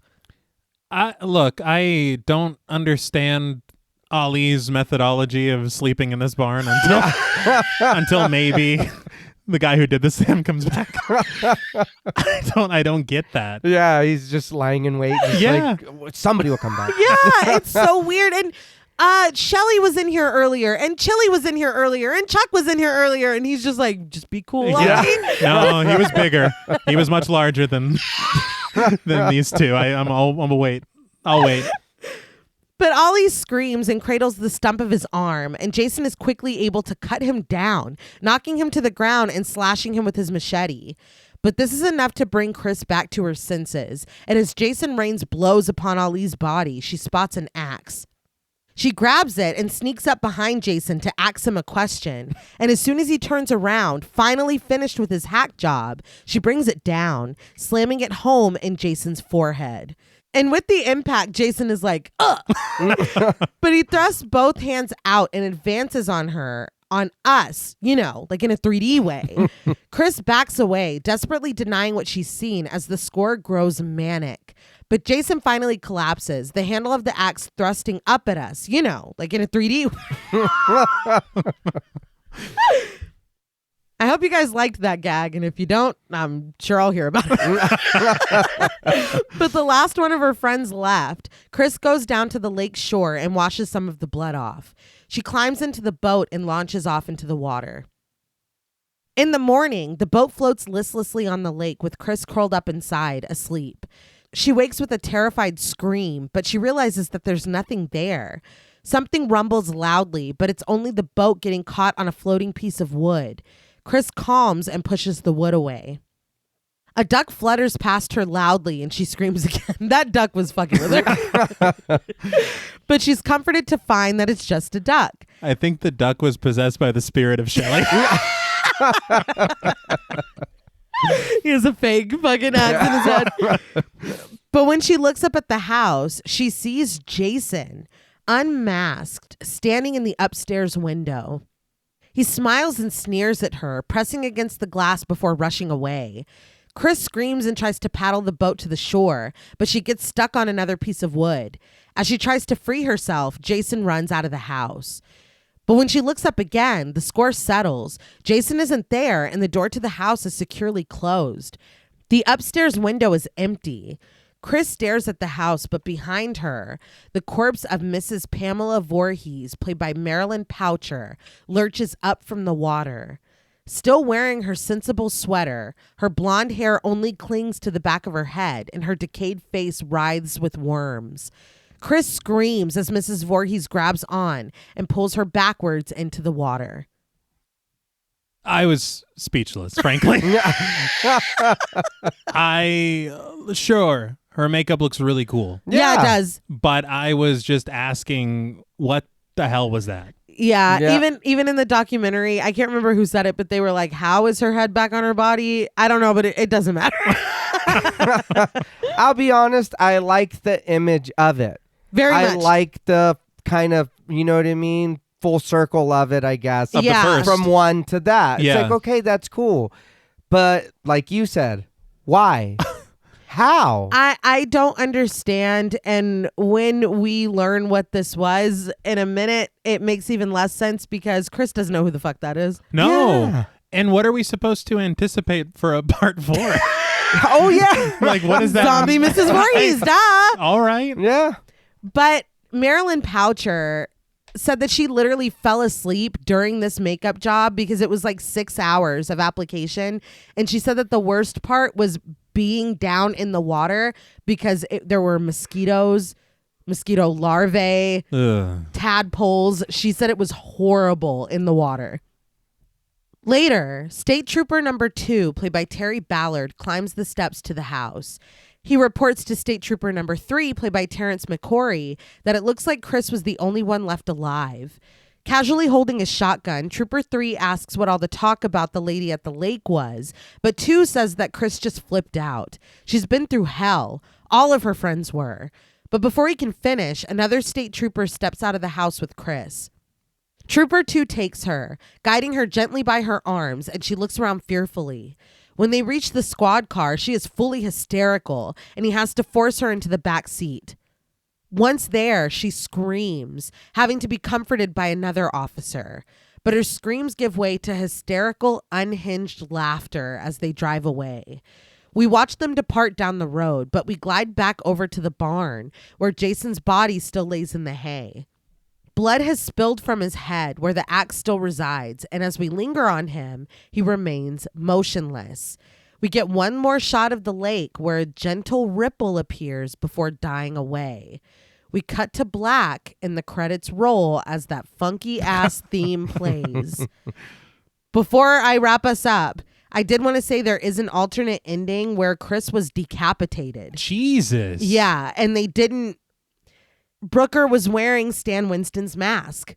And so they were like, no, scrap it. And so they changed it. There was also one where they pan back to the barn and Jason's gone. But that's very Halloween. Yeah. Yeah. But in that documentary, Petru Popescu said that Frank Mancuso Jr. said at the rap party, Jason is dead. This is the last one. I saw a few things where people were saying that it was meant to be a trilogy. Yeah. Period. Okay. And honestly, when we see a shot of his corpse Yeah. and then nothing happens. Yeah, but I feel like they were like, just kick the doorman a little bit. Put a ripple in the water. Like, Yeah. we'll see. We'll see. We but don't that know. was one of those mosquito larvae. But, so, what did you guys think of Friday the 13th, Part 3? So it's honesty time. I did enjoy this movie somewhat. There is fun aspects of it. There are cool things. Him mindlessly killing, I would like a little bit of a reason more than him just kind of going berserk and like, I'm going to just do it to do it. And I think really the movie not having much of a story really hurts it. It really does set up for we're here to die, and that's just kind of what it is. The characters aren't great. I mean, I guess you're right, for a 3D movie, you don't have to be because the 3D is going to carry the movie. But I mean, it does shine in certain parts. Like you said, the music for a lot of the part, the music carries the scenes. Yeah. Yeah. And it does keep you in that tense moment or in that, oh shit, what's going to happen? There are, I do like the way Jason looks at the end when we come back and he's still there with the axe in his head. That is a cool visual. Yeah. I do like that. And thinking about it, when Shelley is pretending to have the axe in his head and he's dead on the floor, is that kind of what happens to Jason later? Yeah. I mean, I don't know, but to think if that is what that is meant to, a little foreshadowing, that is cool. You know what I mean? There is little cool things about the movie, but I know I bitch about if there's too much story, whatever, but this is hurting so much from there being no story. It's like, I thought that's what you wanted. Yeah, so did I. Careful what you wish for. Yeah, and then we get this. But again, I can understand why a lot of people like this movie. And like I said, there is a lot that for me, I was like, oh, that's pretty cool. Or, oh, that's, that does look cool. But for us to just be here and be thrown into this universe with these characters that don't really have a way of knowing Jason or knowing what happened with Jason other than maybe the TV or the radio, but we don't get any of that. We get it from the couple at the beginning. Yeah. But then they're quickly killed off. Yeah. These people are here for Chris, but even Chris gives us a very thin version of her story that, again, is just like, we need to get these people here to move them along. I completely agree. It's really the story that it kind of falls down. And I understand a lot of 80s slasher films are really just about these kill counts a lot of the time. Yeah. And it can be a ton of fun. I can't even imagine how much fun it probably was to see this in the theater in 3D. Hell yeah. And it is a little bit, some aspects of it are lost and some are like cheesily hilarious. Yeah. Mm-hmm. Seeing these parts that were meant to be 3D so clearly. Yeah. But I think that, I mean, I understand the charm of a lot of this. Mm-hmm. I understand the feelings that a lot of people have for this film. The fun that there is to be had, the nostalgia that is probably tied to this film for a lot of people. I think seeing it for the first time right now, Yeah. I just don't see much for me. Yeah. And so the biggest thing that is just, I'm so confused is what they did to Chris as a character. Yeah. Because I feel like a clearer intention to return here. This film is not what you said about the script. Yeah. What we have is not a complete story. No. Yeah. And so they are all here to help her, but and maybe that newsreel at the beginning, the news package about Ginny, was a bit of foreshadowing too. Okay. Because it's basically what happens to her in the end. Yeah. But it's also like, goddamn, really? You know? Mm-hmm. She is this badass who literally kills this dude. Yeah. And then this is her ending. Yeah. It's just very unfair and very tragic. Yeah. If it makes you feel better, Dana Kimmel said in that documentary that in her mind, Chris does get better, that she's too strong for this to have completely broken her. And she kind of has an episode, but she's okay. All right. I don't know. Some of the gore is pretty fun. There is a lot of moments that we have a lot of fun with that are maybe intentional, maybe not. Yeah. As you said, the music is fantastic throughout, and I think it's probably my favorite thing about it. Yeah. I don't know. I just never really got into this franchise, and I'm really trying to. Yeah. But I just feel like it just might not be for me. Jason just isn't my slasher villain. Okay. And that's okay. Yeah. I agree with you both. I feel like I'm really waiting to get to that tipping point where we are just full. This is what it is. This is crazy kills. We know that it's silly. It's over the top. You're in or you're out. That's where I want to be. Because this kind of straddles the line of, and again, I understand the need for the gimmick. I appreciate all the work because it seems like it was a fucking nightmare to accomplish the 3D of it all. Yeah. I just feel like this is just kind of odd. I don't understand what's going on with her and Rick. I don't get what happened to her. I don't get why she would come back here. I don't get why she wasn't afraid at Abel's warning. I feel like her actions don't match up to this backstory that is the reason why she's here. And I don't like that it has nothing to do with Camp Crystal Lake. No. It has nothing to do with summer camp. It has nothing to do with Jason. It has nothing to do with Mrs. Voorhees. It has nothing to do with anything. She's just a girl he stumbled upon in the woods one day. It's weird. It's a weird backstory. But Mrs. Voorhees' ghost is like, She's like, not that bitch. No, yeah. Not my life. Yeah, it's flimsy. Yeah. It's very flimsy. I think that's my issue. I can kind of like just slide into ratings as well. I love the music. I love the practical effects. I even love the shit where it's like, that's clearly not even close to being any part of that man's head. Yeah. That is charming to me. It adds to it. It's fun. I think that there are a couple of fun kills. I think that we could have done so much more with these character arcs. We could have done more with Shelley. I'm kind of obsessed with your idea at the beginning of what is in this kit and what is going to happen at this lake. Thank you. I would have loved that movie. That would have been really fucking cool. That this goofball that everybody's like, oh my God, Shelley, shut the fuck up. That he has come here to like turn the tables. You know what I mean? I feel like there just could have been so much more with the story. And I know that I'm probably upsetting people because people ride hard for this franchise. Yeah. And I get it. I'm not trying to yuck anybody's yum. If you like it, I love it. I just feel like I just want more story. And it doesn't even have to be a lot. It doesn't have to be a lot at all. You were setting up another camp. Okay, fine. I'm in. Yeah. That's really all that it would have taken. Honestly, that would have been more satisfying.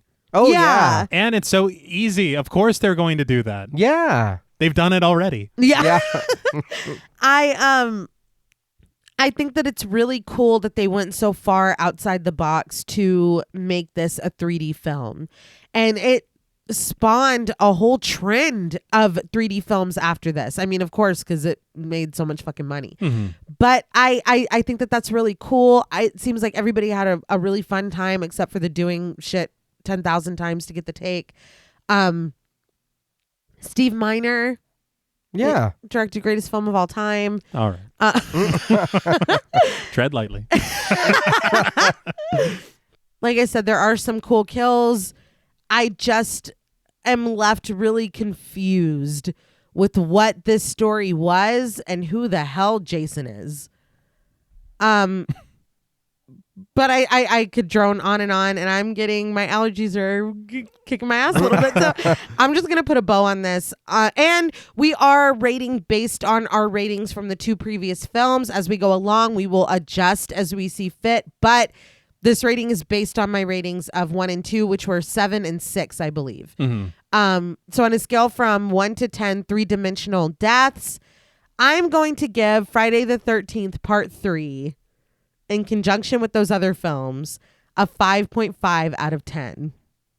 If you love this, I love it for you. I'm not yucking your yum. Please don't yum my yuck. I don't know. But I will now open up the floor to you. No, I agree. I'm sure, and I mean, we know that it took a lot of work to do this. You know what I mean? But I think it is just the lack of a story. It is really just that, because I did like the kills. I liked what was going on, but it is, again, we do sometimes complain about tropes. We do complain about, oh, you just make these characters to be a certain way to whatever. But even that, when you take something out of that, or you take a few things out of the movies, it's like, okay, like you said, what are we doing here? Yeah. I don't know anything about Jason. I don't know.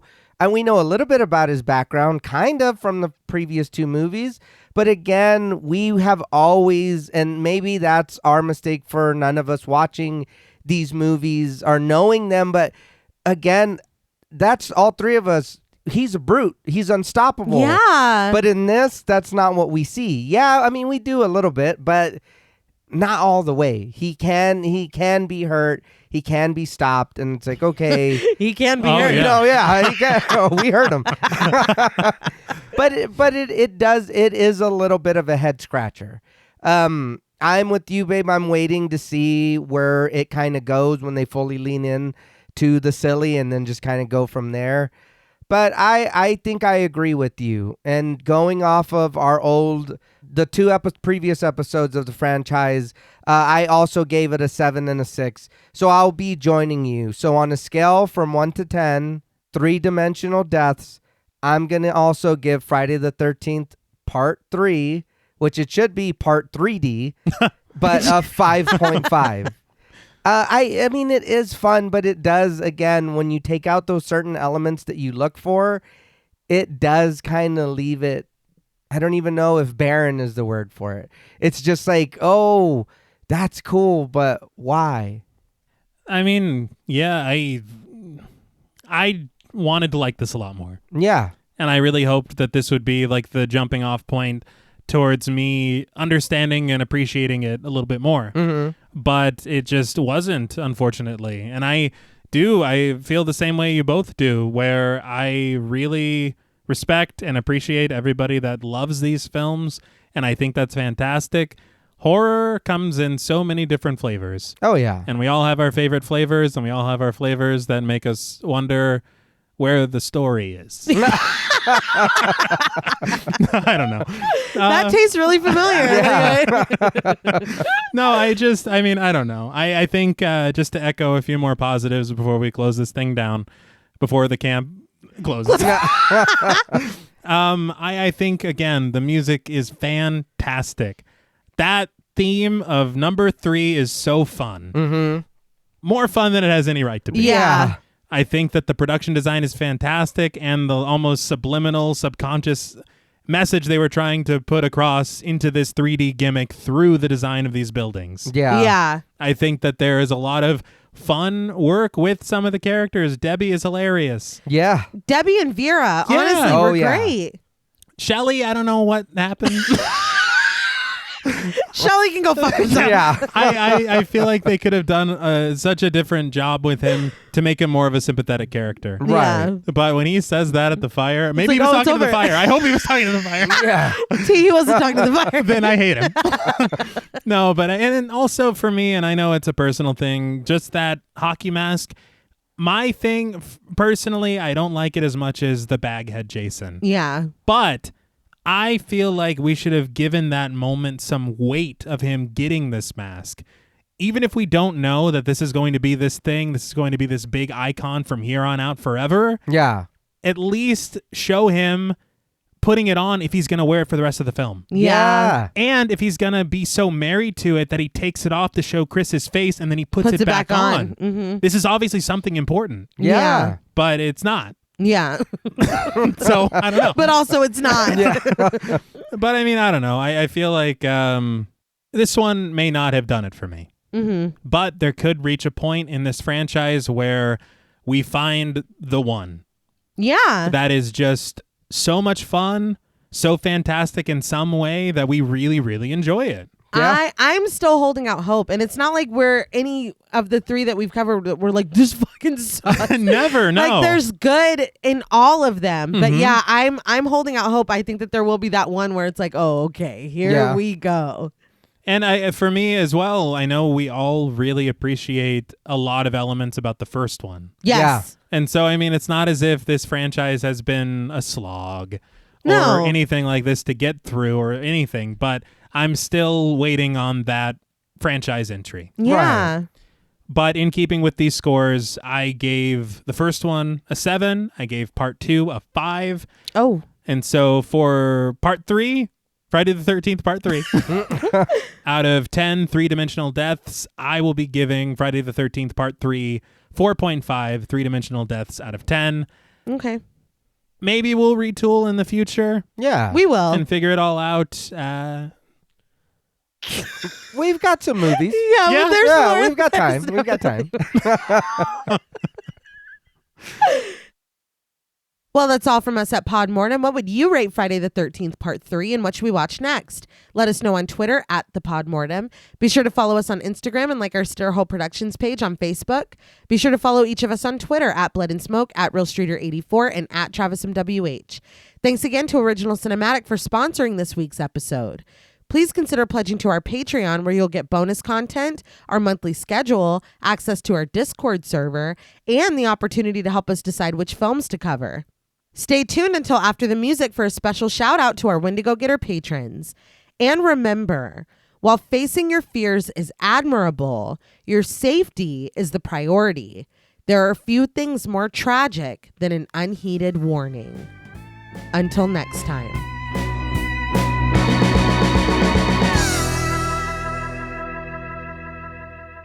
Thank you for staying tuned for a special thank you to our Wendigo Getter patrons. Woo, yeah. Very good.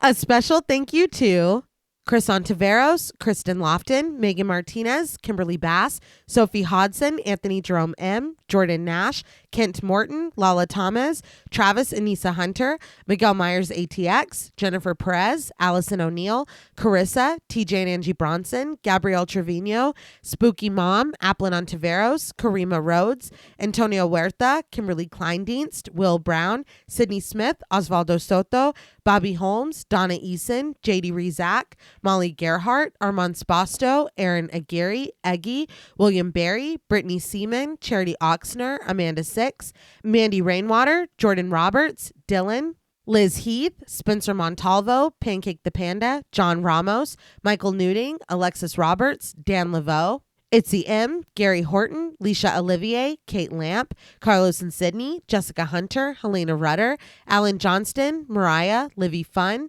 Scott Troutman Wise, Towton Watson, Mozzie Bear, Brittany G, Dave Burke, Adrian Stakes, Daniel McGinnis, Nick Spill, Emma Hagel Kissinger, Valerie G, Emiliana, Brian Glass, CB, Taylor Santana, Will Lewison, Angelique, Smelly Poo Poo Head, Beth Bauer, Cookie, Esperanza J, Jason Cow OKC, Danielle Peralta, Brandon, Sawyer Reese Farr, Dr. Diva Loves Horror, Girl That's Scary, Cassandra, Andrea Simmons, Ashley Higuera, William and Xxena Rush, Ryan Brom, Megan Ochoa, Laura Lassiter, Eileen O, Marissa E, Sydney, Henry F, Megan M, Strangely Sarah, Christy Beck, Nancy and Andy, Amanda Lopez, Andy Terrell, Jason Hanovan, Katie K, Erica Morin, Cameron S, Nicole Stewart, Tris Wynn, K.87, Mariah Jensen, Carrie A, Lonnie Lono, Pal, Kayla E, Maggie H, Murder Stina, No Thanks Tom Hanks,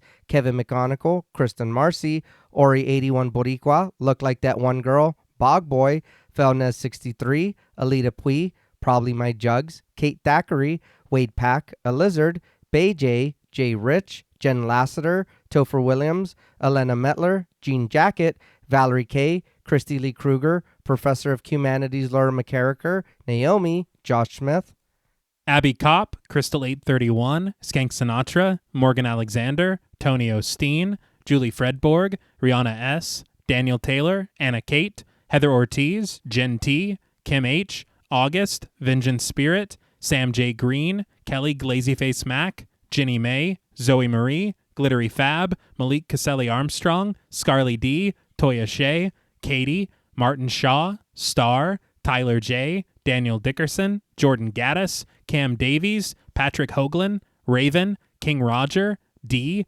Wesley Tart, Kristen Jackson, Jacob Nordberg, Spencer, Samantha, Damian Grant, Half Price Horror, Clemmy, Nisi Nay, Erica, Jason X Rules, Karen Burrows, 203 Duncan, Aaron Norman, Stephen Rogers, Victoria Smith, Corey Gillen, Patricia A. Graham, Erasmo Pina, Danielle Wright, Bud Hates Mushrooms, Tabitha Thomas, Connie Lingus, and Becca Boo. Thank you all so much. Yes, thank you. Thank you so much. I have to say that finding such an amazing group was like finding a machete in a haystack. But that's not that hard. Yeah, that's a little easier. That probably really doesn't work, but it's like a needle, but like for Jason. Mm-hmm. We're all proud of you, Nick. Yeah. Until next time.